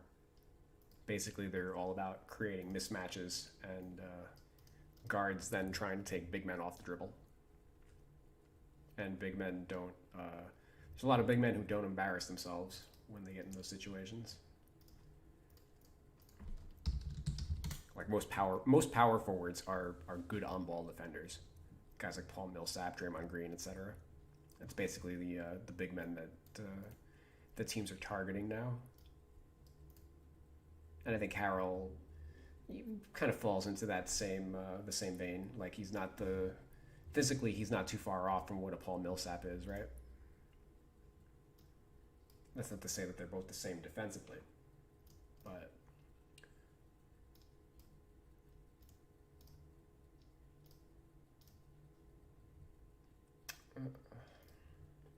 yeah, so Harrell was like 62nd percentile, and he had 80 isolation defensive possessions, which probably ranks very highly on the Clippers. Let me see. Overall, yeah, he led the team in defensive isolations. Zubac was second. JaMychal Green was third. Because again, if you got Kawhi on you, you're not gonna try to take him one-on-one. And Kawhi was 86th percentile, so even though he barely anybody even tried to score on him, obviously the few times that they did try, he shut them down. But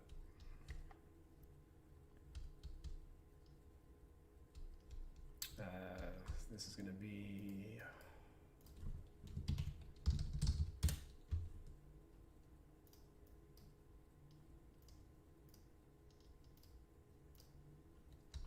I think a 65.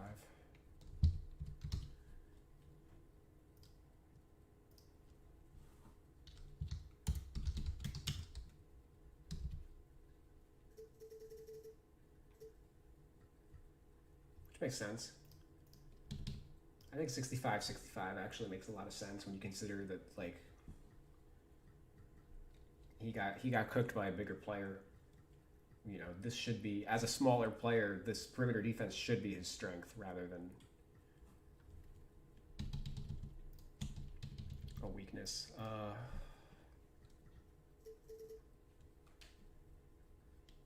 Actually, I'll leave that there.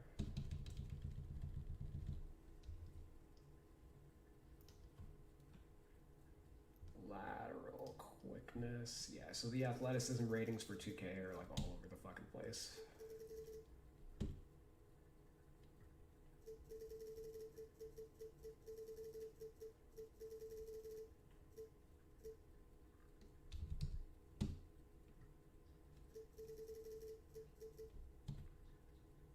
Harrell's pretty athletic as far as fives go.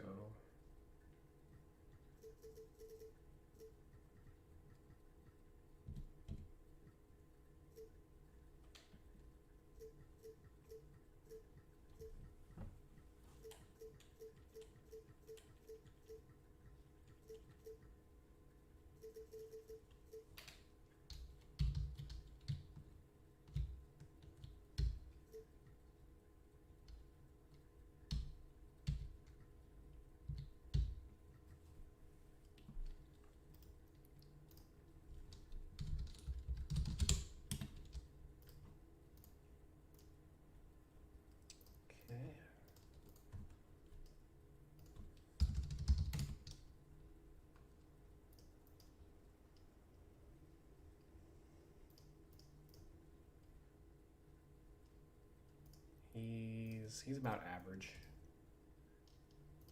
as a role defender. Yeah.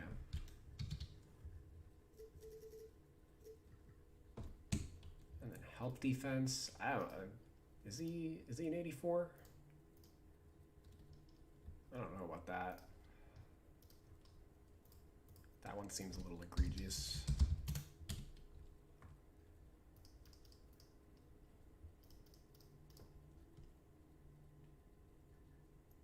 Well, this year.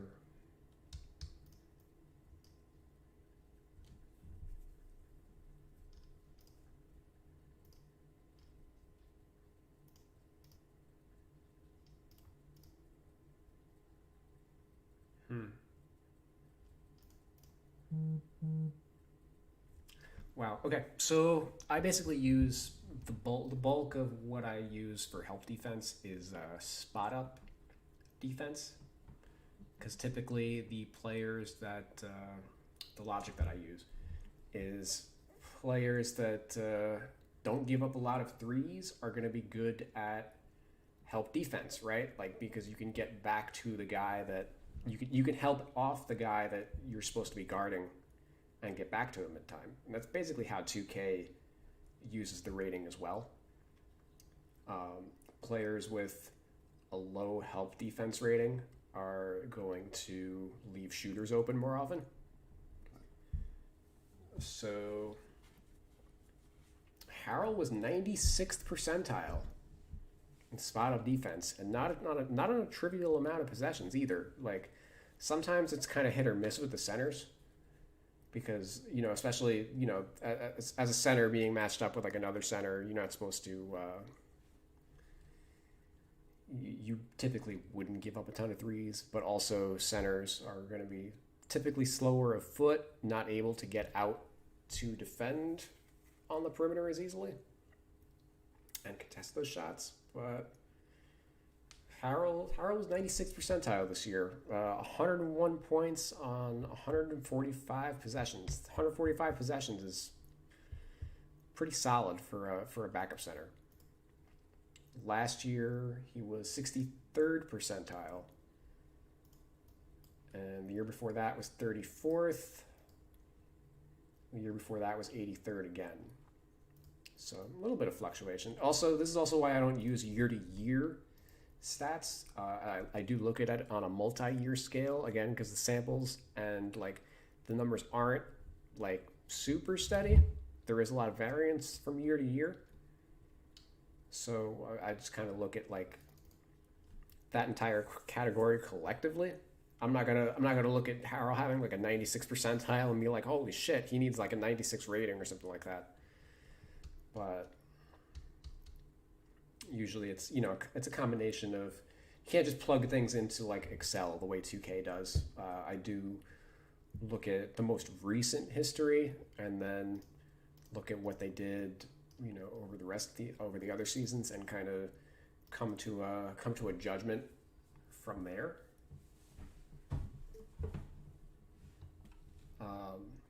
So my numbers are, of course, going to be more accurate because I'm actually investing time into my thought process, whereas for them, speed is of the essence because time is money. And, you know, it's all well and good to... I'm able to do this because I'm not getting paid, you know, $20 an hour or whatever, right? Like, this is a passion project for me. But for them, they need to get a little more bang for their buck, obviously. So...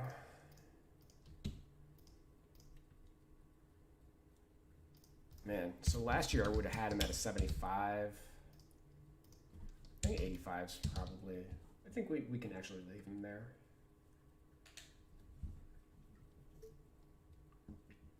Probably a 90, actually. Okay, let's see what we got him at. 84? I'm with it. Sixth man of the year. It's like a tick higher than Zubac.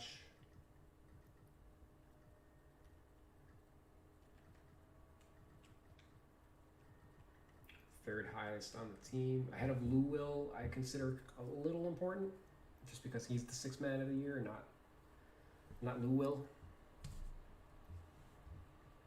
Although we haven't done Lou Williams yet, so we'll see how that holds up. But I don't think I think that's pretty fair value for him. I don't think there's a need to play around with his intangibles at all, like we did with Zubac. Whereas like 86 for Zubac and 84 for Harrell was a little sketch. But I'm okay with 84, 82, right?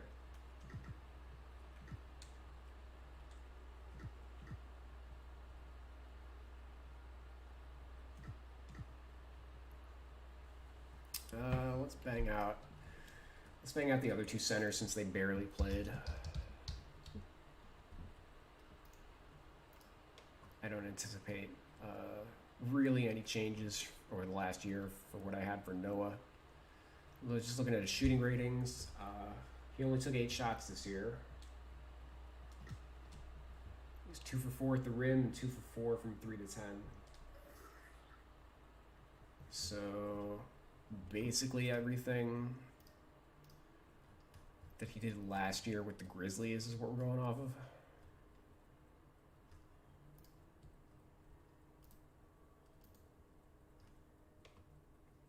Last year with the Grizzlies, he was 14 of 49. So 16 of 53 is 30% from close.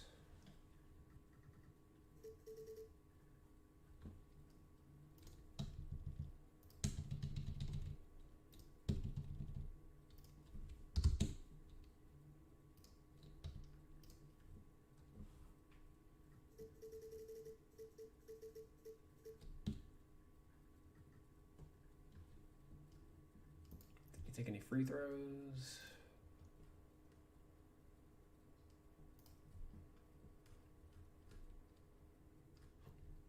He did. He was 6 for 8. Wow.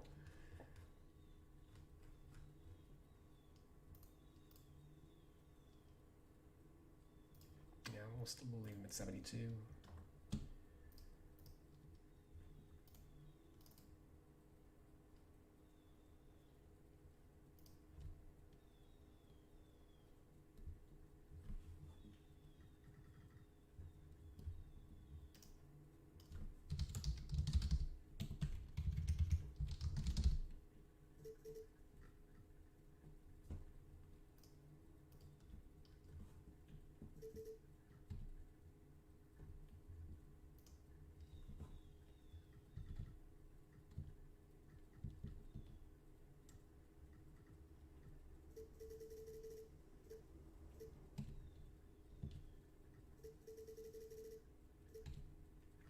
Raising his pass ratings because he's a good passer.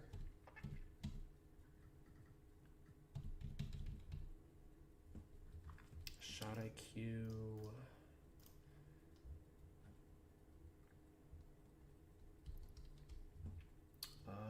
This one.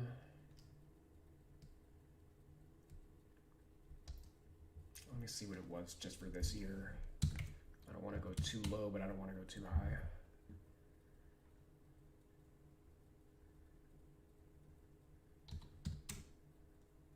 I think I can go off of this year. 57.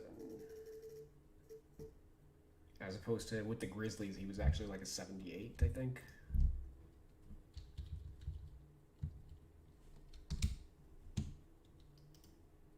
Which is probably the highest mark of his career also. Like the Grizzlies was his Grizzlies tenure was oddly resurgent given how terrible he was with the Knicks previously.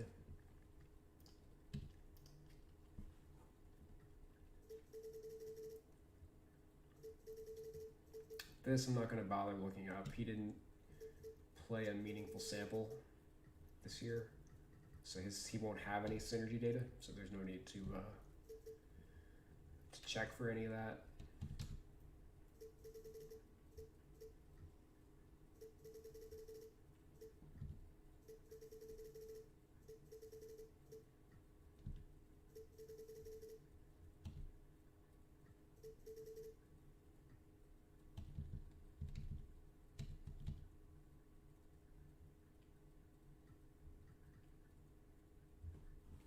Stamina, that we can probably drop.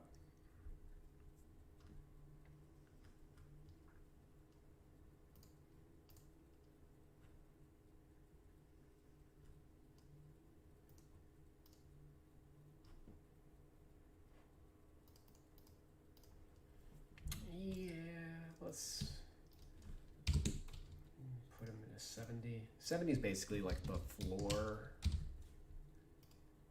for stamina. I would have had him at a 75 last year. Again, he barely played. He may not play in the NBA again. So if he does, it's probably going to be in a very limited role.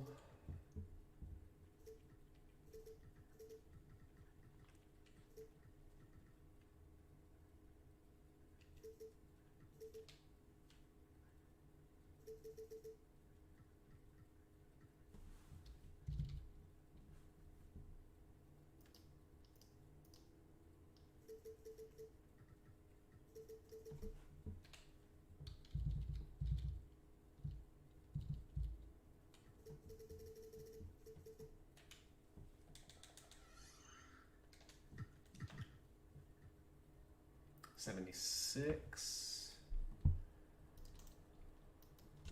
Okay.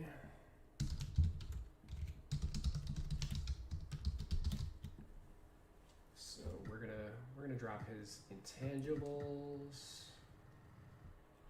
for all the previously stated reasons. Probably drops him to like a 74. Yep. I just think it's fun.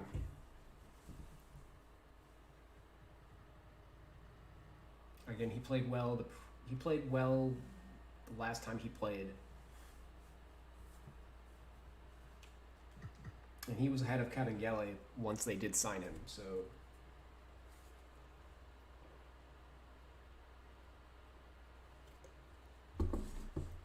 actually, on the Clippers note, I think it was a failure of Doc to not find a way to get Noah more involved, because when they were having issues defensively with Harrell, you know, like they didn't have any other options. Their only centers on the team are Harrell and Zubac, right? So if you're not signing Noah to play him, you kind of fucked up. Because I think Noah maybe would have had, you know, when we look at what Dwight Howard did in the playoffs against Jokic, it's not unreasonable to think that Noah could have like a similar effect, or at least given him it would have been a different look. Because I think from an IQ standpoint, he's a better post defender than Zubac, even though he's a little smaller, just because he'll have like great hands and anticipation and whatnot. But I guess the main thing was like Noah at 35, you know, his offense just wasn't there. And maybe they felt like they couldn't get away with basically playing 4-on-5, especially since Kawhi and company were already having trouble like knocking down shots with the lineups that they were running. So, you know, it would have been, you know, it's like a sleeper what if. Certainly, I think it was poor roster management to, you know, all the players in your roster should be capable of playing. You know, the assistant coaches are assistant coaches for a reason. You know, roster spots are important. Not every team has the luxury of, you know, having their own personal Udonis Haslem.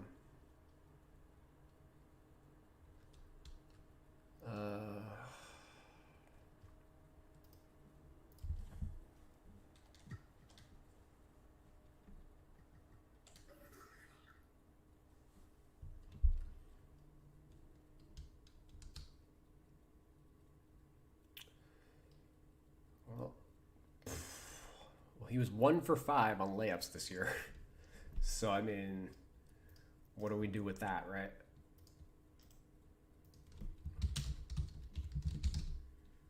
just gonna 60 him. 60 is basically my floor for the layup rating.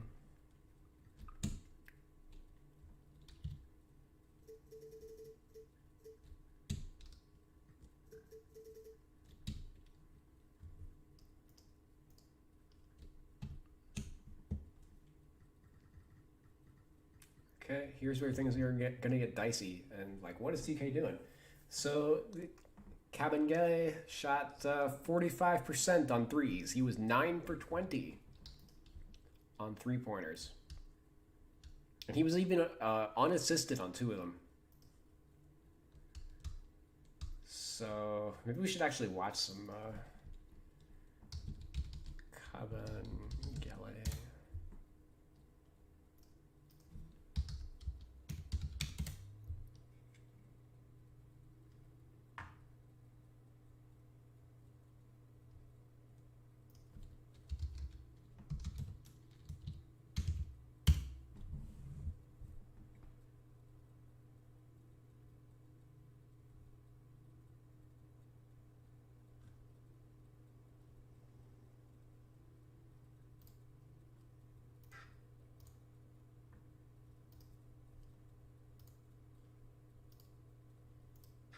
Dribbled the ball to the corner, turned his back, started backing down, and got into that paint. Whistle and a foul, and that'll send Reddish to the Kabengele. Scored that second game of the season against the Golden State Warriors. This is Smart Highlights, which is basically all of his play-by-play. So, for a game, like all his made shots or missed shots, or anytime he interacted. One day she's going to get my name right. Essentially, from start to finish, Clippers opened up 20-3. Hawks did whittle it down into single digits a couple of times, but by and large, this has been a one-sided affair. If you're just joining us. Charlie Brown Jr. with a rebound into Leno. And I'll say this again. I think this is an Atlanta team that has a very good shot at a playoff berth. How about Fee Kabengele knocking down the 3? Man. Lobs it to Fee, loitering above the cup, and he smashes it in. Kabengele was 7. Get back at on Monday against Oklahoma City. Fee late in the clock for 3. All he does is hit 3. Okay. 50 points tonight for Charlie Brown Jr. No. Here on rebound inside by Kabengele. This is the last active possession. He's keeping an eye on where his buddy was going. Well, turns out they both wind up in Southern California. The Clippers are better for it. And they try to play a little two-man game.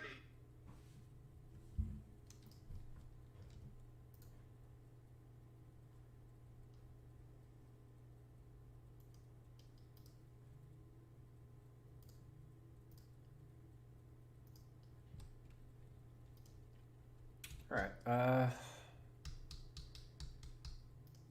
Man, oh man.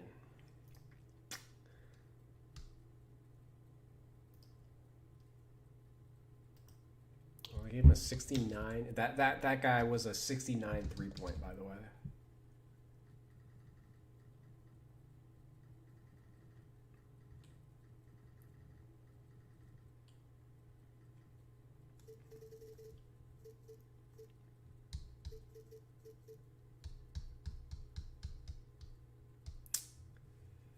So by percentage,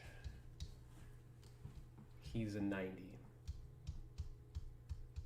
Realistically, you know, on a 20-shot sample, realistically, he's probably closer to an 85. Which is basically a 40% shooter.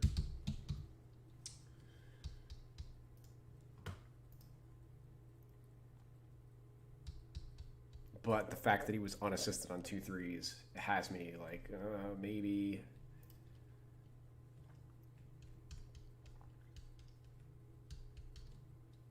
What he shoot in the G League? That's a fair question. In the G League, he hit 33% of his threes. So yeah, Oh, actually, that's a great point. All right, so rather than just look at his NBA stats, let's just combine his NBA and G League. That's normally what I do in situations like this. So, 53 of 162 plus 9 of 20 is 62 of 182.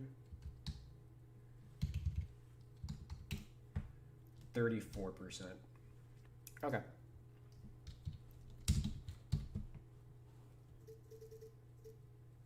All right, 34%,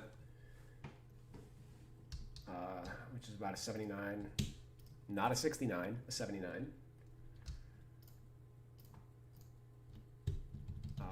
Which also factoring in 2K's three-point ratings, they adjust, they play around with the scale a little bit each year. Generally, players right now are 3 points lower than where I typically have them. So if they did him correctly by scale, he would have been like a 75, 76. At least factoring, if you factored his G League stats. For him, they just straight up, for any player that didn't meet their sample minute criteria, they just ignored them. They didn't touch their ratings at all.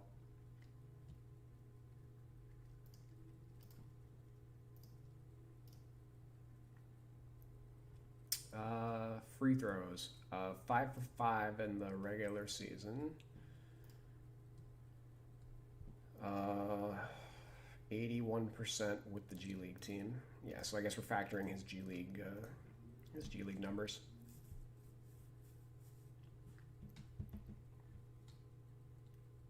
So 56 of 68, so 82.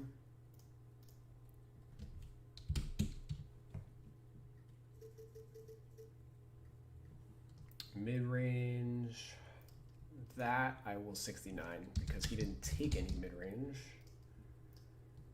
In fact, I'll actually 64 it.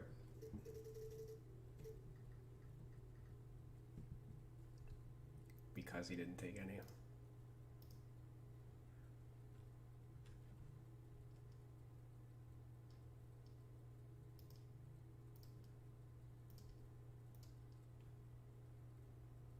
He was 0 for 6 from close range.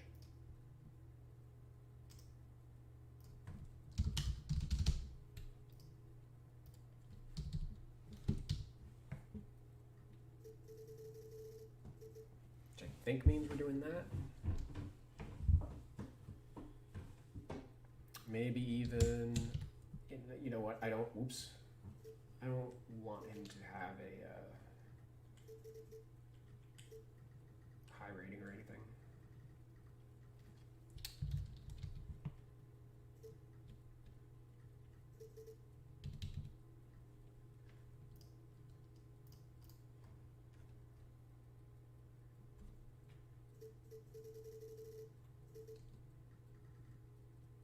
Which I guess we'd only be in danger of that anyway if we factored his rebound ratings from the G League, which maybe I'm supposed to do.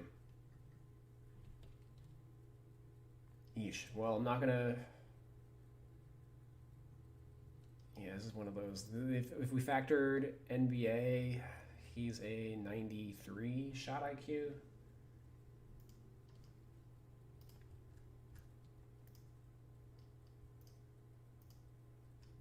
Yeah, maybe I just ignore his NBA stats. That seems a little more likely. All right, so shot IQ at the G League level is minus 0.8, 20.8, 77, and then docket by 20 points would be a 57.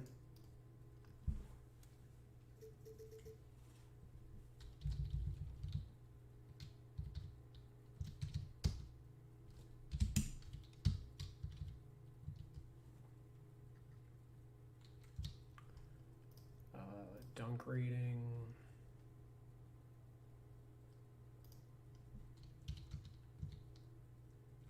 I don't think he's an 80 driving dunk by any stretch. That's a little wild.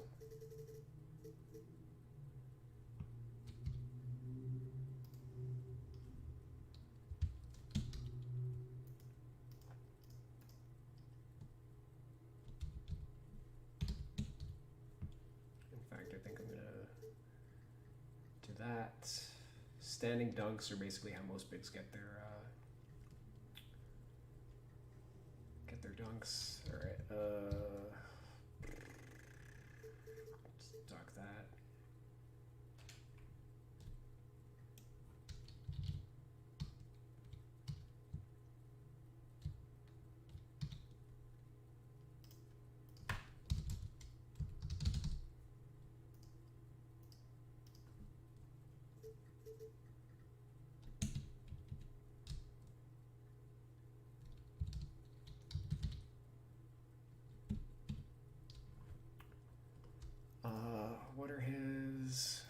What's a steal and block look like at G League?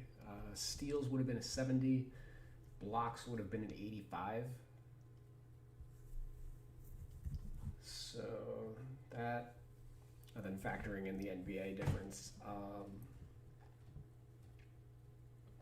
not going to change it because actually both of those, like factoring the G League difference, it'd be a 60 block and like a 65 steal. Like, I'm okay just leaving that as is.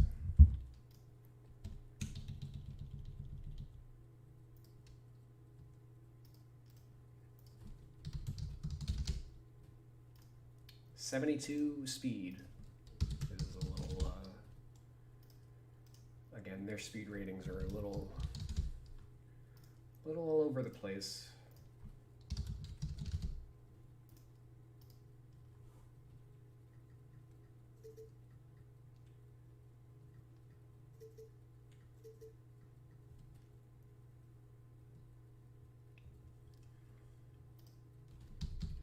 Realistically like a 65.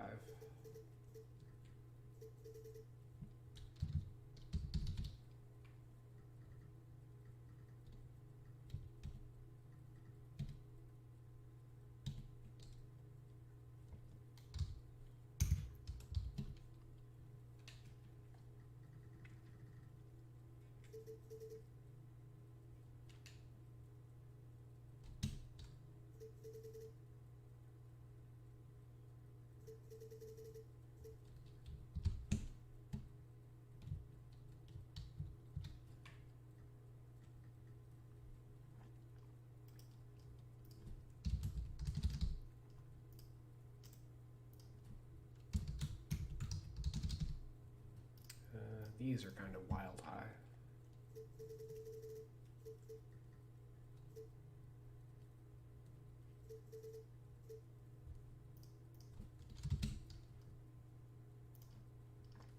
Let me just make sure that he didn't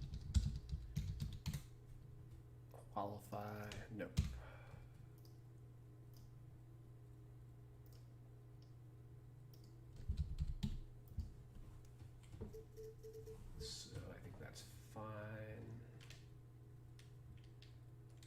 Okay, fingers crossed. 69. Him being so low, like maybe I think as a shooting big, maybe I'm supposed to actually raise his overall. Either that or maybe just give him better rebound ratings. Yeah, let's do that rather than. I don't want to have to apply the intangibles band-aid unless I have to. So 62. So let's make him like a 58. And 85. I guess like an 80.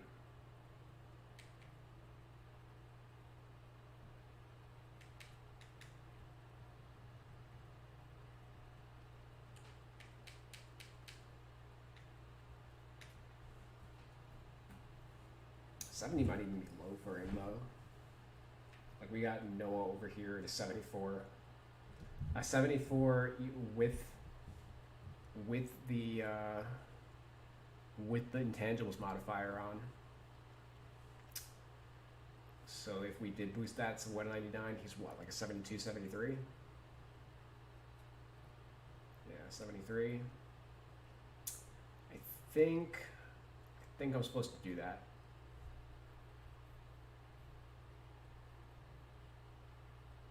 He's a first round pick.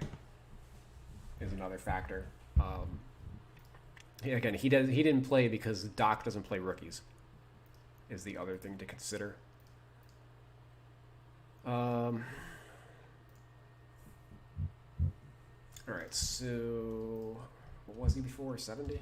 70.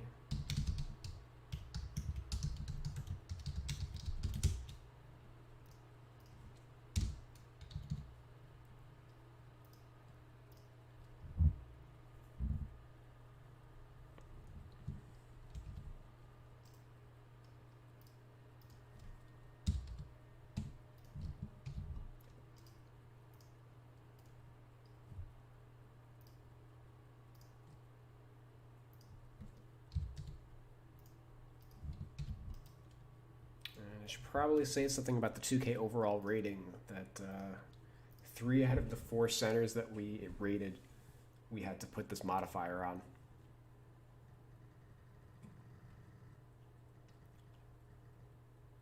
Like, I'm actually very happy with these overall ratings, but if we didn't have that modifier on, and I'm not like,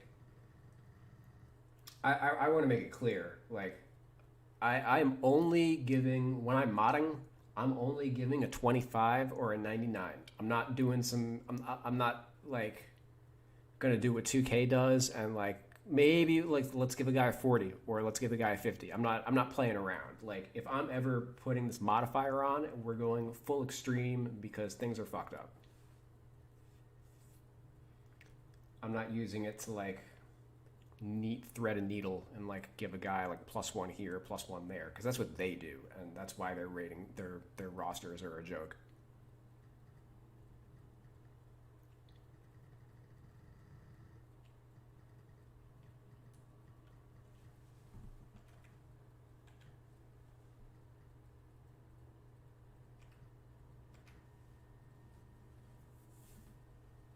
Okay.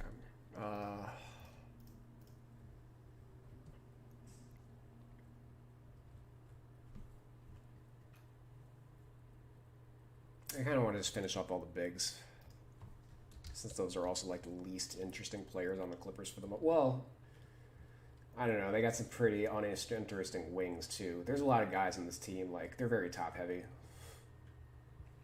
You know, Doc just doesn't play a deep rotation at all, so a lot of these guys are, you know, they've barely played. Yeah, let's knock out Jonathan Motley, who played 41 minutes this year.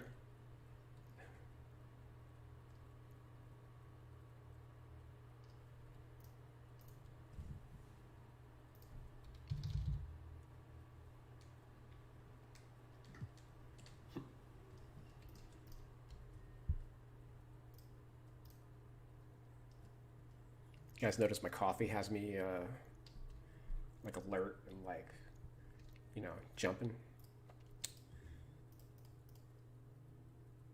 All right. Well, Motley was 10 for 11 at the rim this year in his limited minutes. 0 for 3 from 3 to 10, and then 1 for 1 on threes.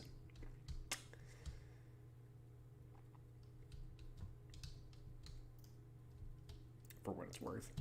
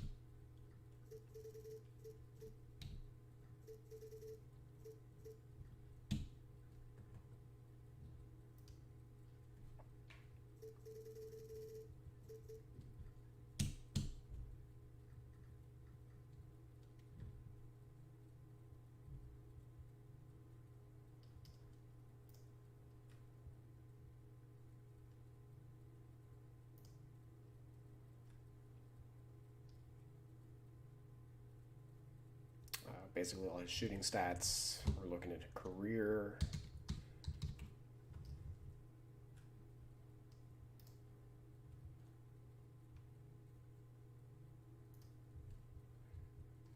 It is 29 of...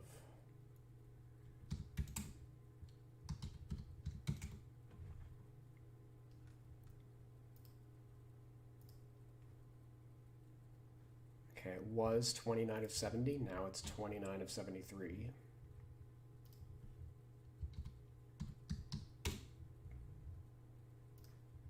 Okay, so basically this year dropped his close shot rating by 2 points. That's basically what over 3 did.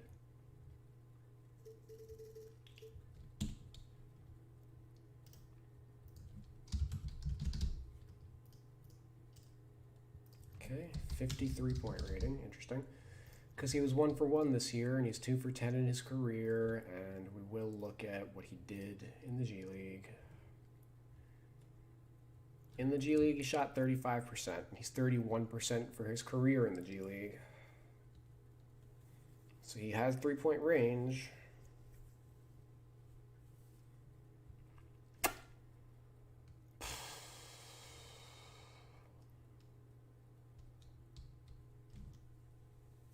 He has 3-point range.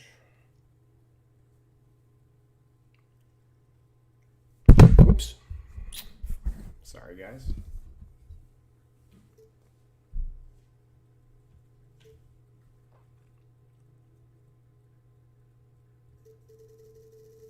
I think we're just doing that.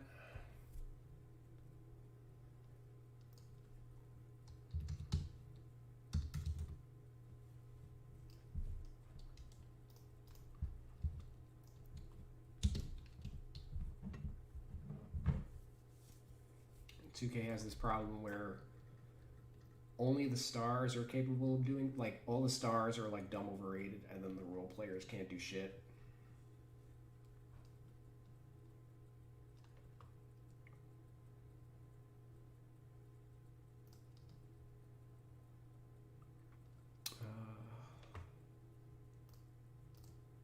Free throws.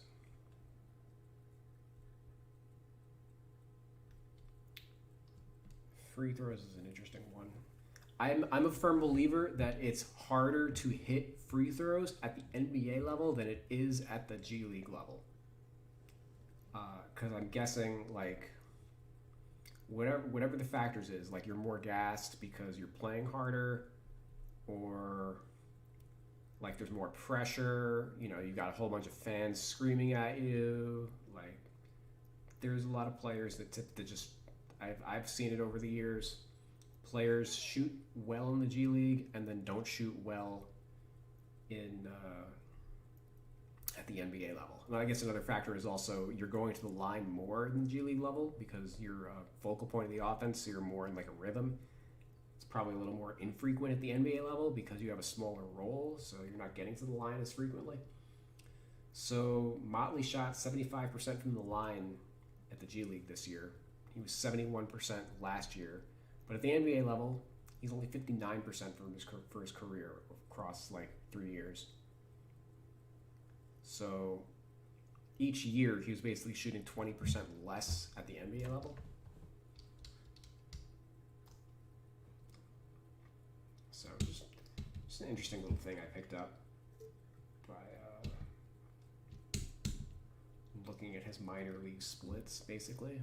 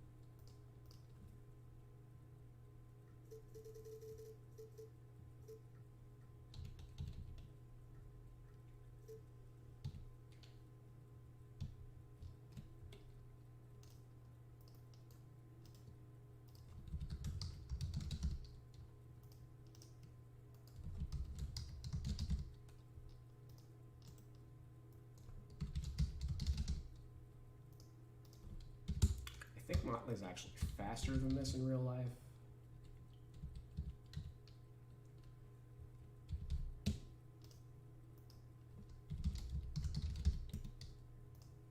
But I ain't gonna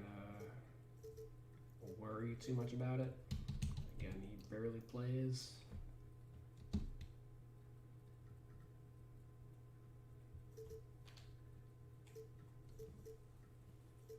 Editing players like of this caliber is usually just for like bookkeeping purposes, as they rarely make it into the game.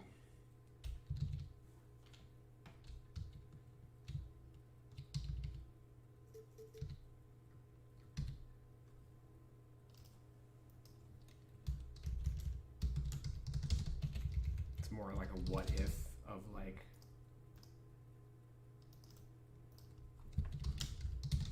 you know, he might get better next year, and then this is the data that I have on him leading into when he's actually going to get playing time.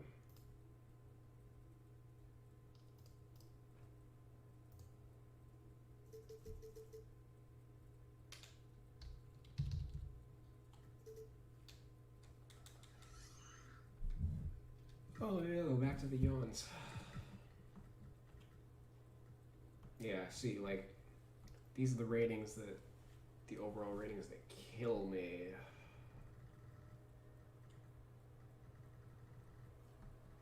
And it's basically just comes down to this, like, 76 and 79 for a power forward, as you can see, is pretty high. So even though we already have him low at like a 50, we still gotta do that to drop him a little bit.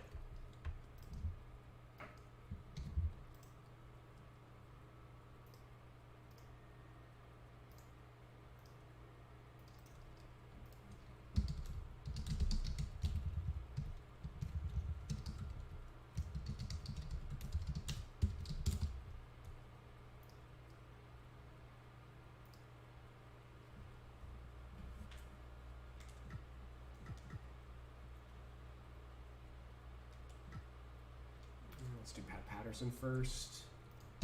He's rated higher, even though he ended up being lower on the depth chart. He started earlier in the year when Paul George was out of the lineup, but as soon as the team got Marcus Morris, you know, there wasn't really much for him to do.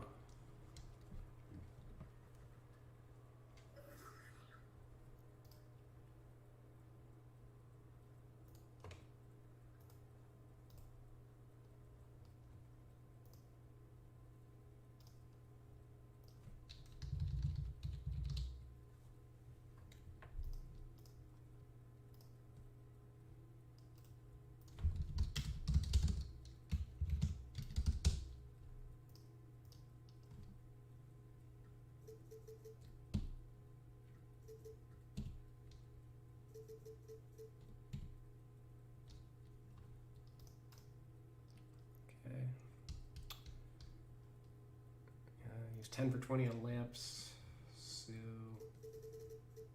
yeah, 70's fine, maybe a 65, we'll see. Mental notes for if his rating comes out too high. 10 for 24 from close. It's gonna be an 80 something, right?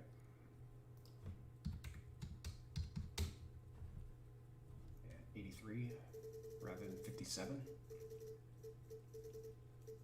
And that's something that extends to previous years.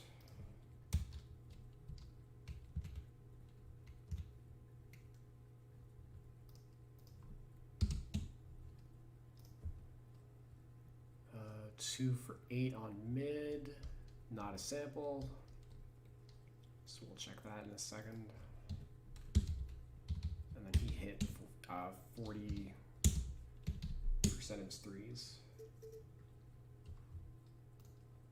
So they have him at 82 mid-range. Let's see if that's valid. Yep, pretty valid.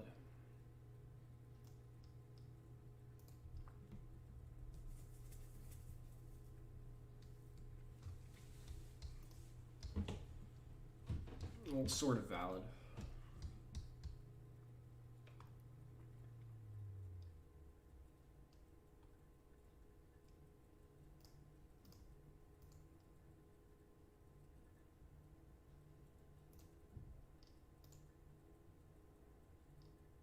Okay, so his first 4 years in the league, he shot 45% for mid-range. Which is basically like a 90. For those who haven't figured it out, mid-range ratings basically just double the percentage. It's not too far off from what it should be.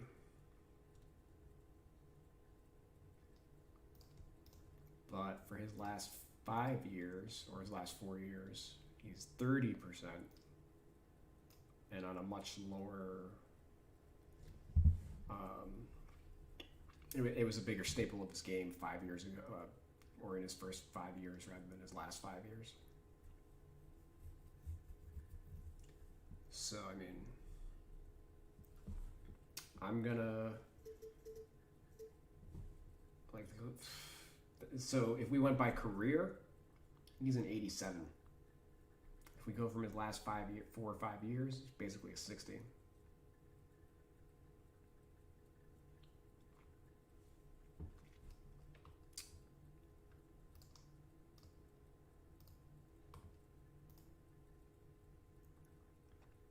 So this is going to be another, like, we're going to see what he looks like at the end, and then I'll make a decision later. I think this is going to make his archetype 3-level scorer, which I may or may not want. So, yeah, we're going to be a little flexible with how we approach him.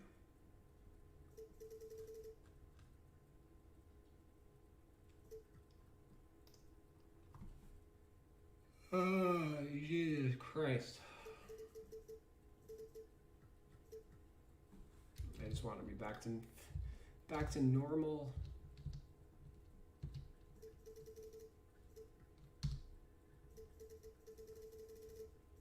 Or as normal as I'll ever be.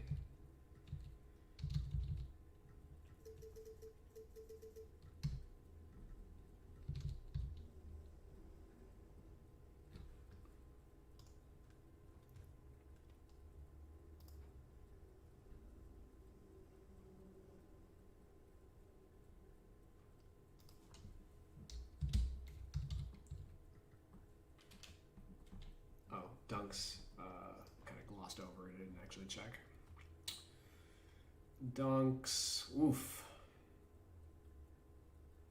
Yeah, he ain't much of a dunker now. What did I have him at? Or what did they have him at? 65 and 60? Which I both dropped from like a 75 each, right?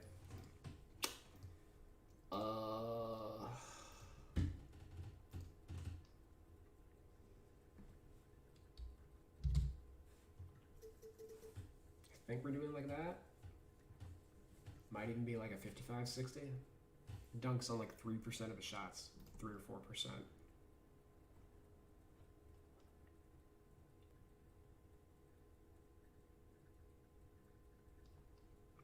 You know what? Yeah, as I look at like the rest of his data.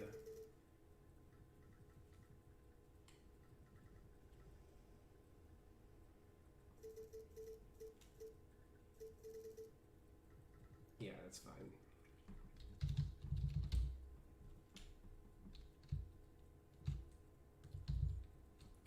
The thing to remember about 2K dunk ratings is you give an inch and the game takes a fucking mile.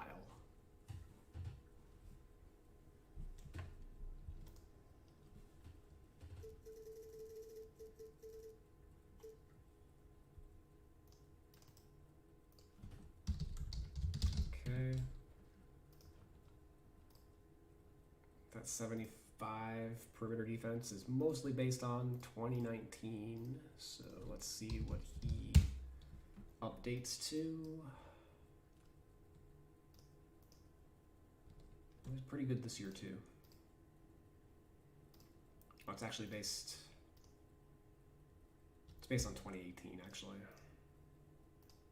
and 2017, and 2016.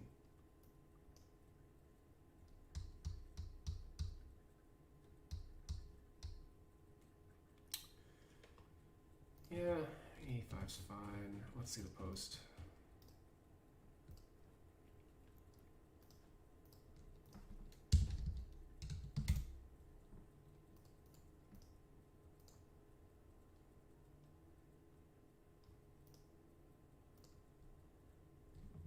What did I rate his post offense? I might have to raise it.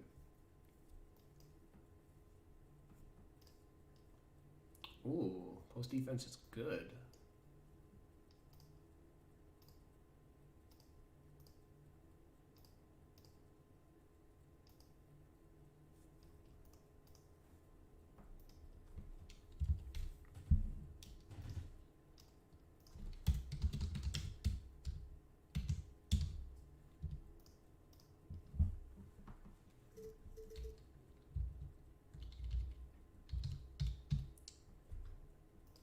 Post. Oh, I bumped him up 5 points. That's probably fine.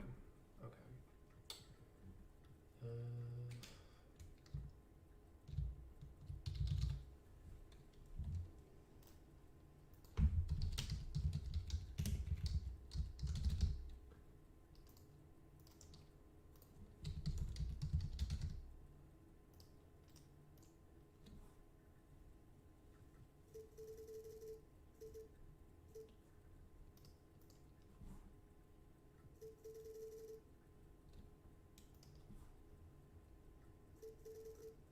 Oops.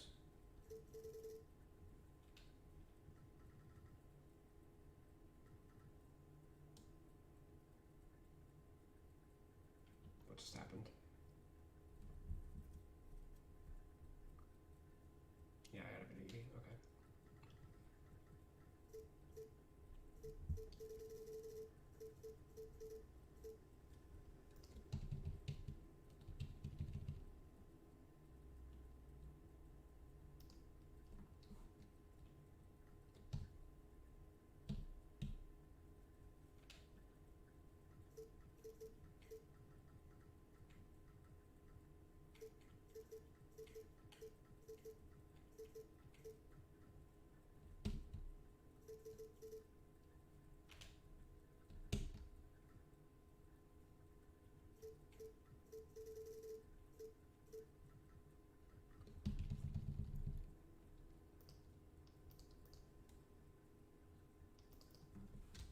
Okay.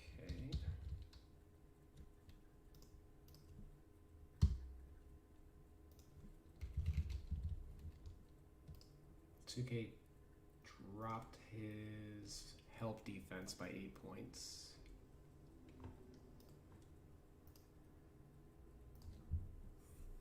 We'll see how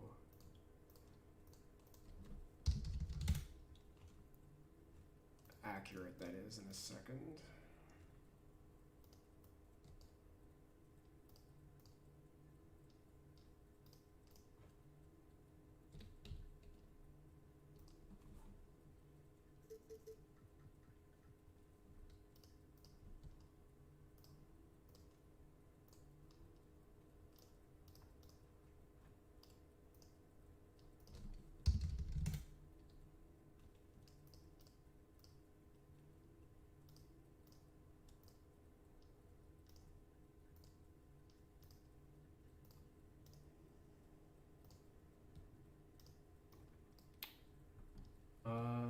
Yeah, looks like he's worse than.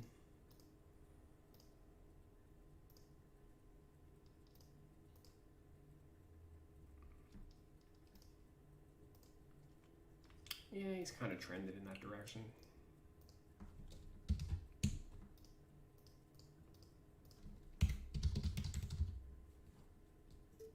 Yeah, 75's fine.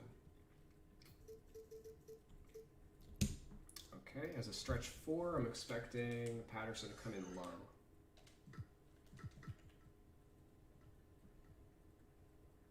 $78. That's high. Why is he high? Rebounding or something?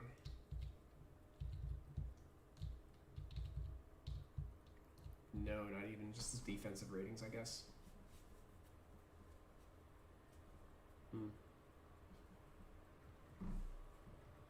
Crazy thing is he only has one badge, too. Let me see his stamina. I didn't actually... kind of glossed over it.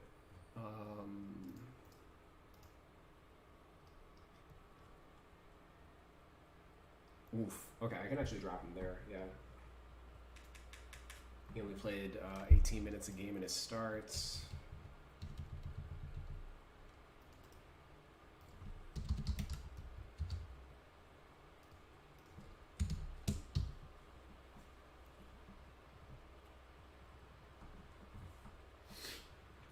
So what were we saying we were going to do with him? Possibly dropping him there? Yeah, I guess. Okay, you know what? Yeah, that's where his rating is coming from right now. So I said it was going to be 61 if we looked at like his last 5 years.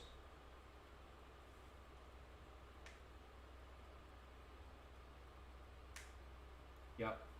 Ooh. Crazy how little the mid-range rating actually matters in today's NBA, and what a significant impact it has on the overall rating.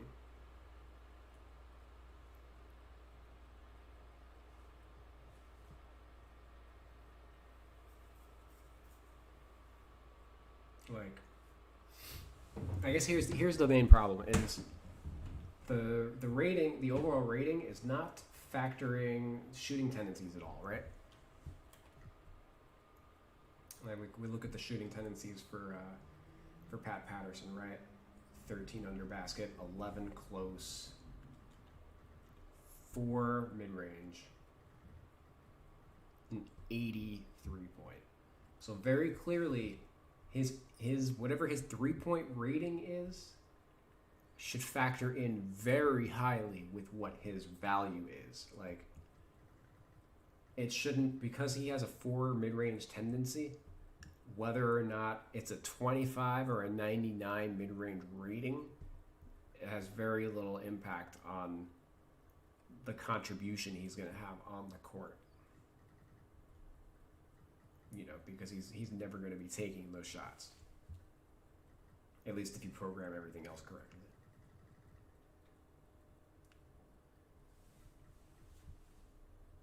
So, like, a player should be able to... It's like the Zubac problem, where, you know, he's shooting... He's hit 53% of his mid-range shots in his career, but on such a insignificant sample that... Not an insignificant sample, but it's significant enough that you have to weight it.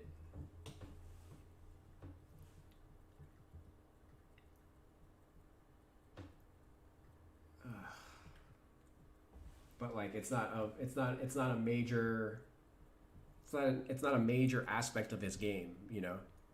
1 out of every 20 shots, he's going to take a mid-range shot, basically.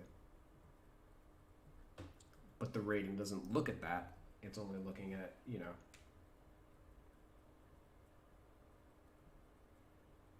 well, fortunately for centers, it just doesn't even give a shit, which is another issue. Is if we had a center, oh look, we finally got up there.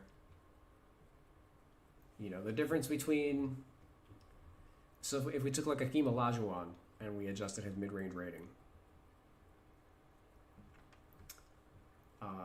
you know, there should be a greater than 1 point difference for a 25 and a 99 mid-range shot if the player's actually taking that shot.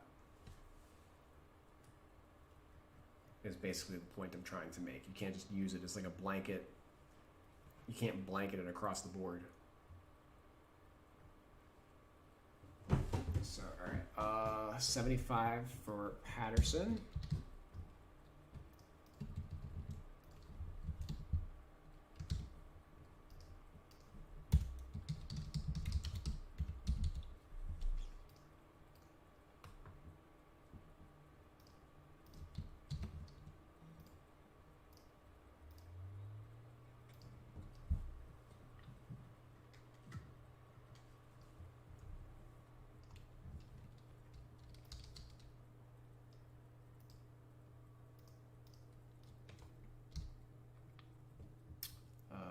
Green.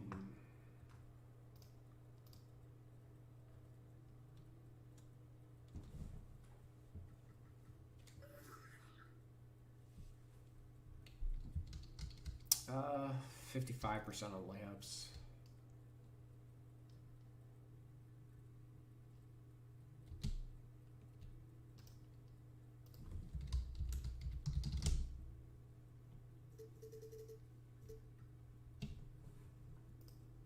Nothing really to write home about.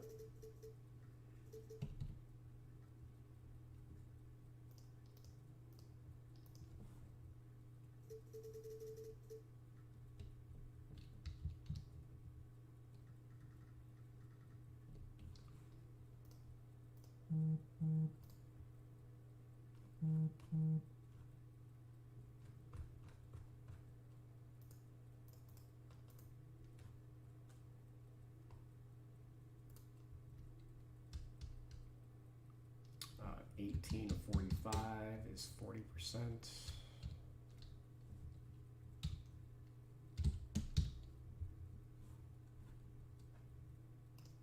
It's a pretty big jump, but he looked like he was underrated to begin with at like a 74, so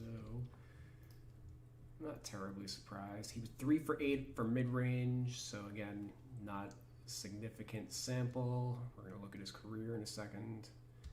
39% on threes, 102 of 261. So that's about an 85.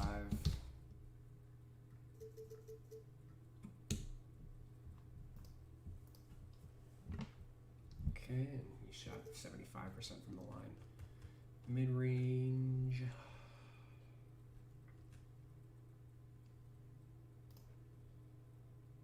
%42% for his career.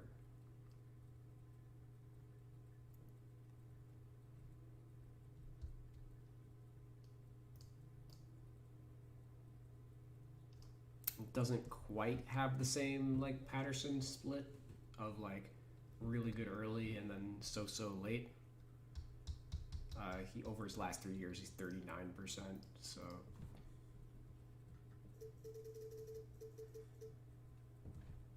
I think I'm okay.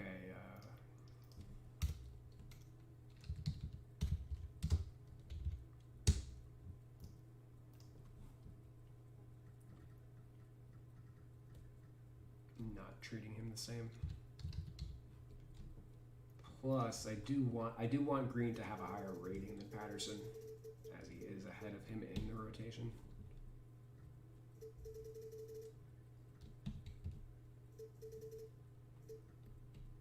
Slash is a better player.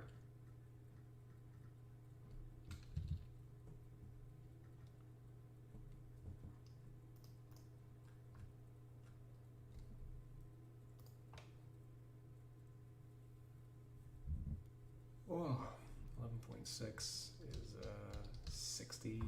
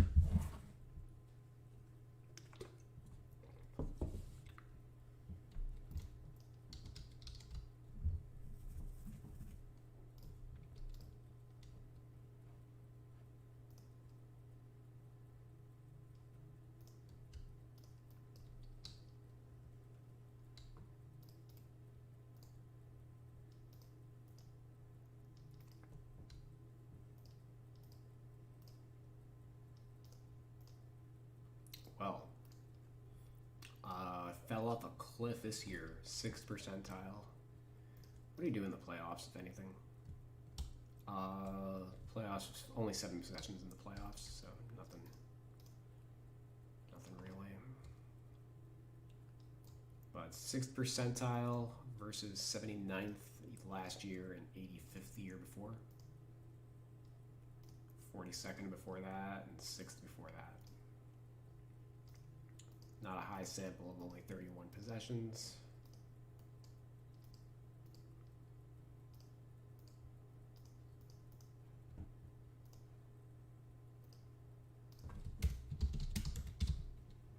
We're going to diagnose him as average. It's about a 75.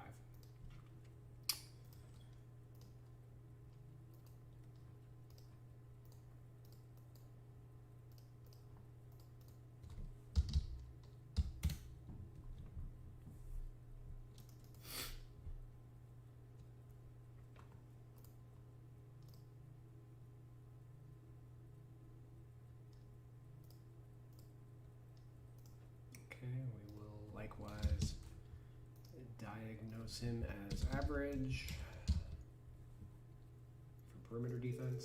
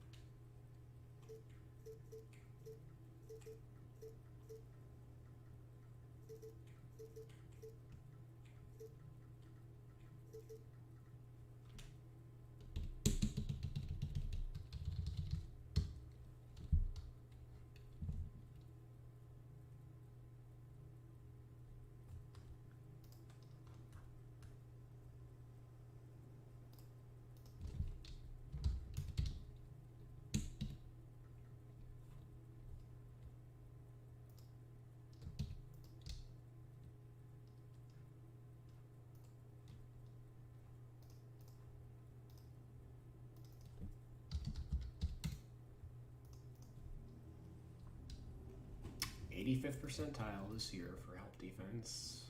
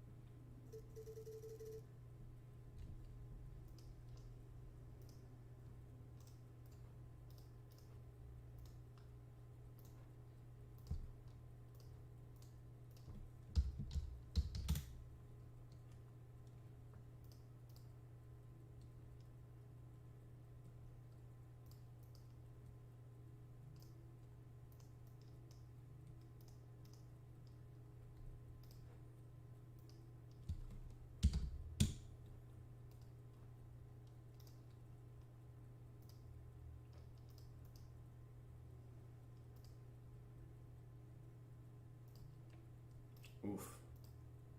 Not a good role defender. Well, not a good role defender the last 2 years. Before that, he was pretty solid.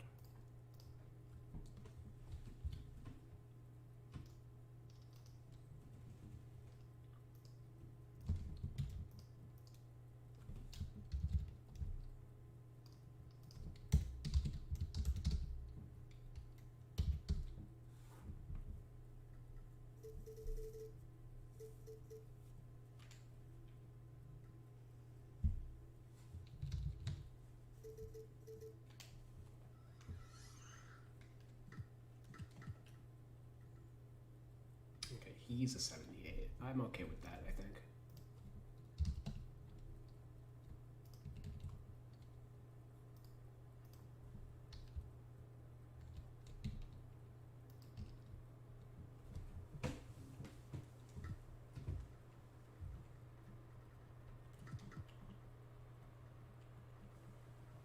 Okay. Marcus Morris.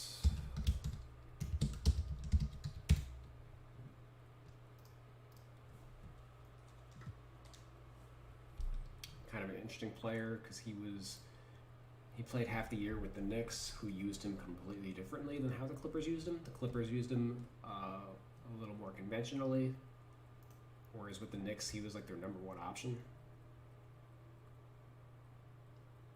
So he was like getting mellow sets with the Knicks versus like getting used as a stretch four with the Clippers.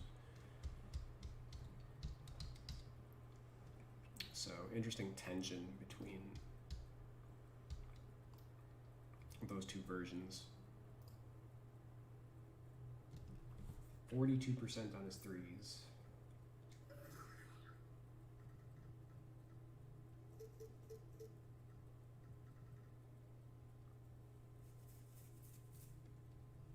Layups, they gave him an 83, but actually he's pretty not a great finisher. Only hit 50% and doesn't take a high volume. He had 48 layups between the season and playoffs.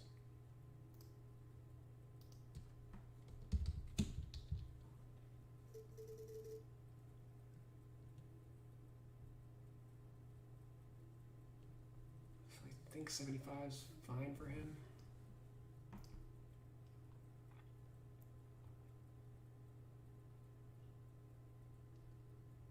He's going to have a very high close rating, though. 43. From close range, he was 122 of 268. It's good for 45.5%.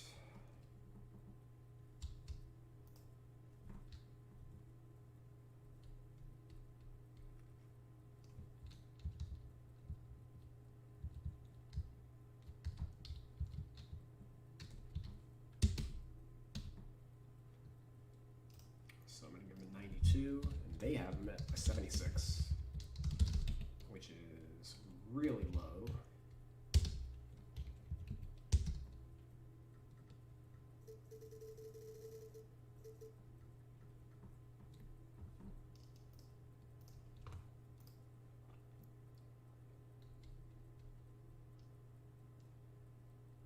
Morris actually, so I rate the mid-range rating differently from 2K. They consider a mid-range shot 10 to 23 feet. I consider a mid-range shot 16 to 23 feet. Which is why their close range shot was so much lower than mine. Basically, Morris was 79 of 155 from 10 to 16 feet, which is 51%. So basically, we're taking that 51%, subtracting it from the mid-range rating and adding it to the close shot, which is why my close shot jumped by 16 points. Whereas my mid-range shot, conversely, will be slightly lower than a 91.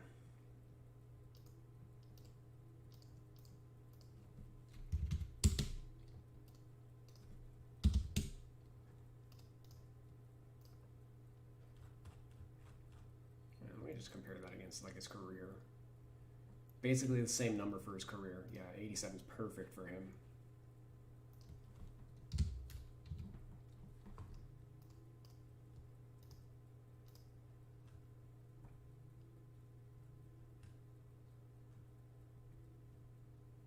So the fact that he's so deadly from, he's deadly from everywhere except the rim, which is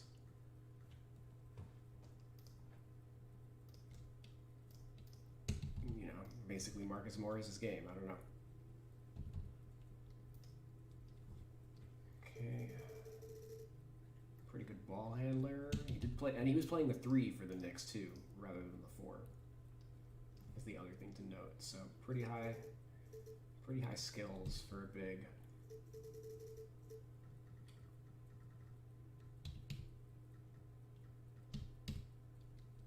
Okay.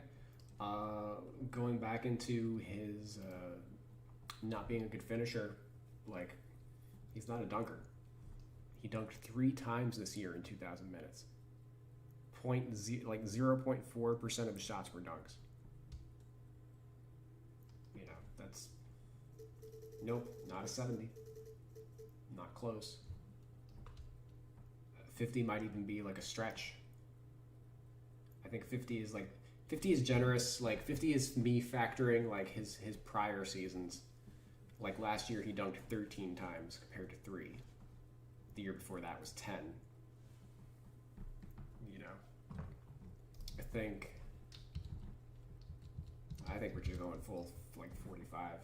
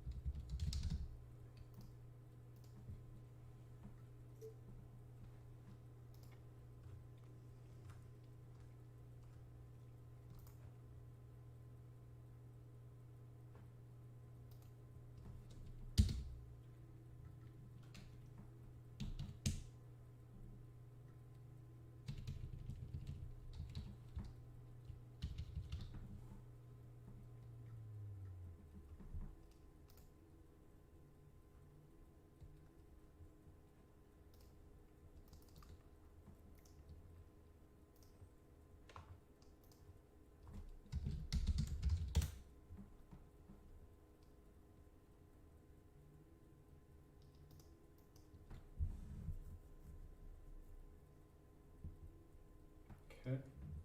Morris was good with the Knicks, bad with the Clippers for perimeter defense. He was good with the Celtics last year. Good with Detroit back in 2017.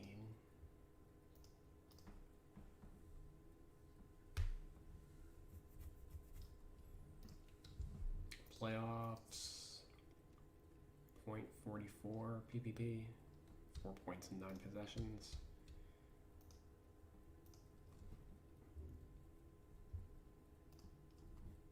Yeah, we'll definitely rank him as like an above average defender.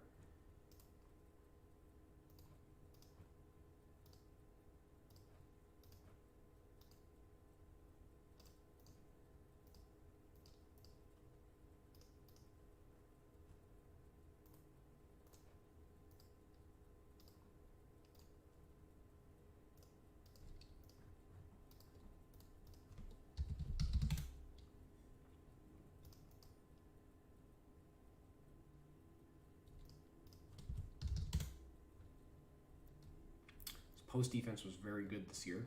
81st percentile with the Knicks and 98th percentile with the Clippers.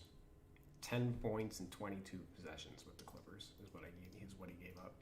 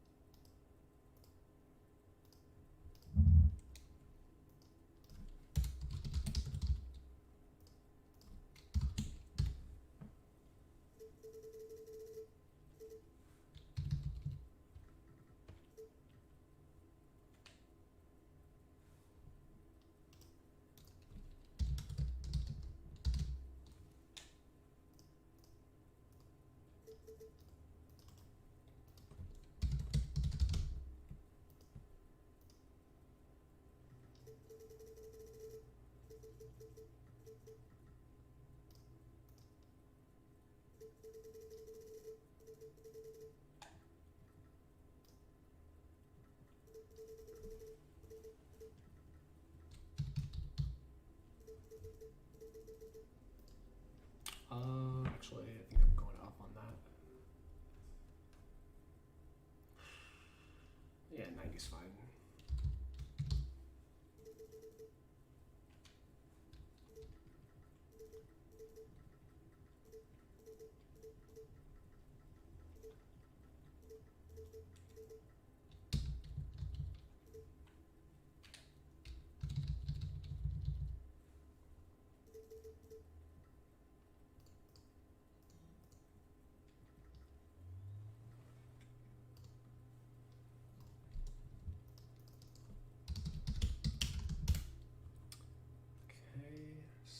defense. It wasn't good this year. He's probably better last year. No. No.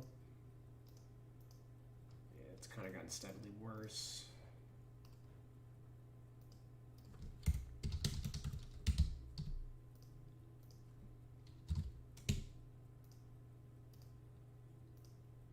To the point where I think we just leave it at 70.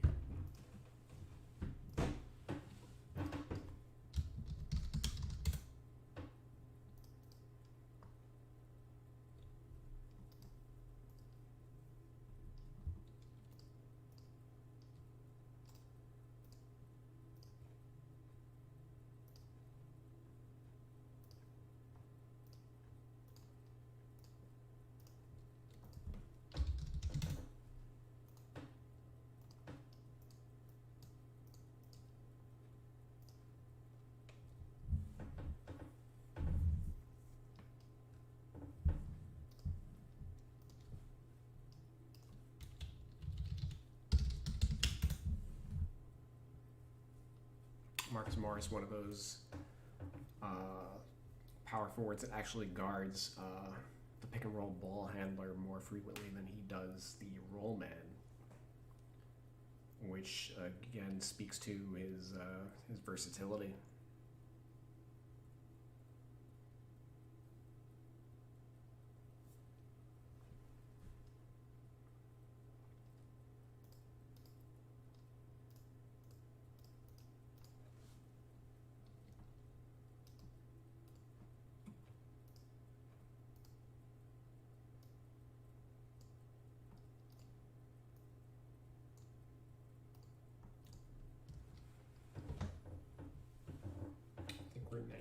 We're 90ing him.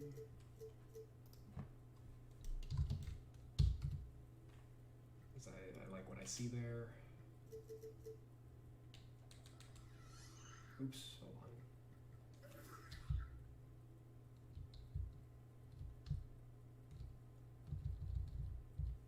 Yeah, I didn't touch his post stuff at all.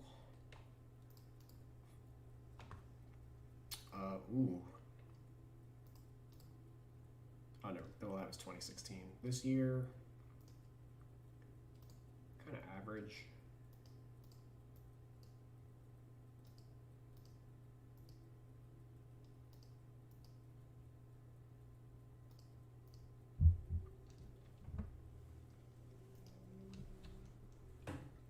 Definitely big, definitely way better than a 52. That's fucking insane. There's no other way for me to describe that rating than fucking insane.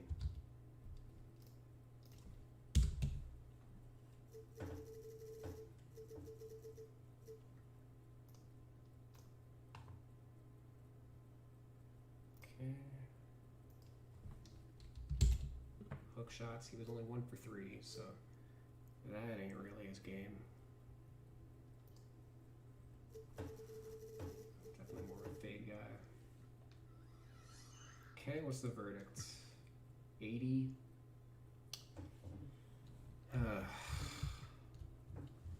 Only an 80. We had Pat fucking Patterson at a 79.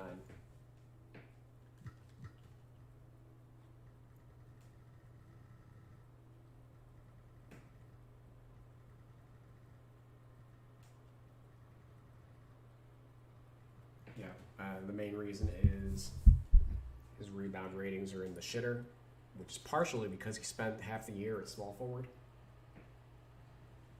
So I think we're just doing that. Gives him an extra point. I think I'm fine with that.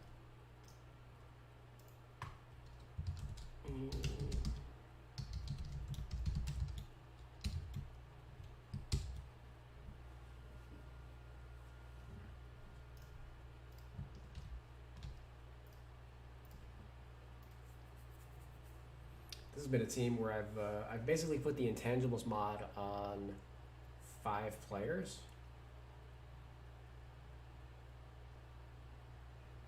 Which is kind of interesting. Just some teams are going to be hit harder by the rebound disparity than others, I think.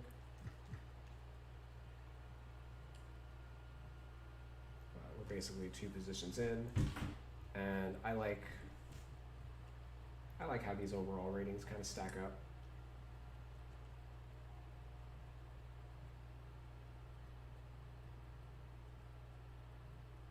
Yeah, I like this a lot. But I think I'm going to call it here. Finish off.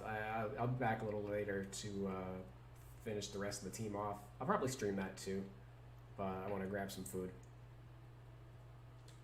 So thank you guys for watching, and yeah, I'll be back in a little bit.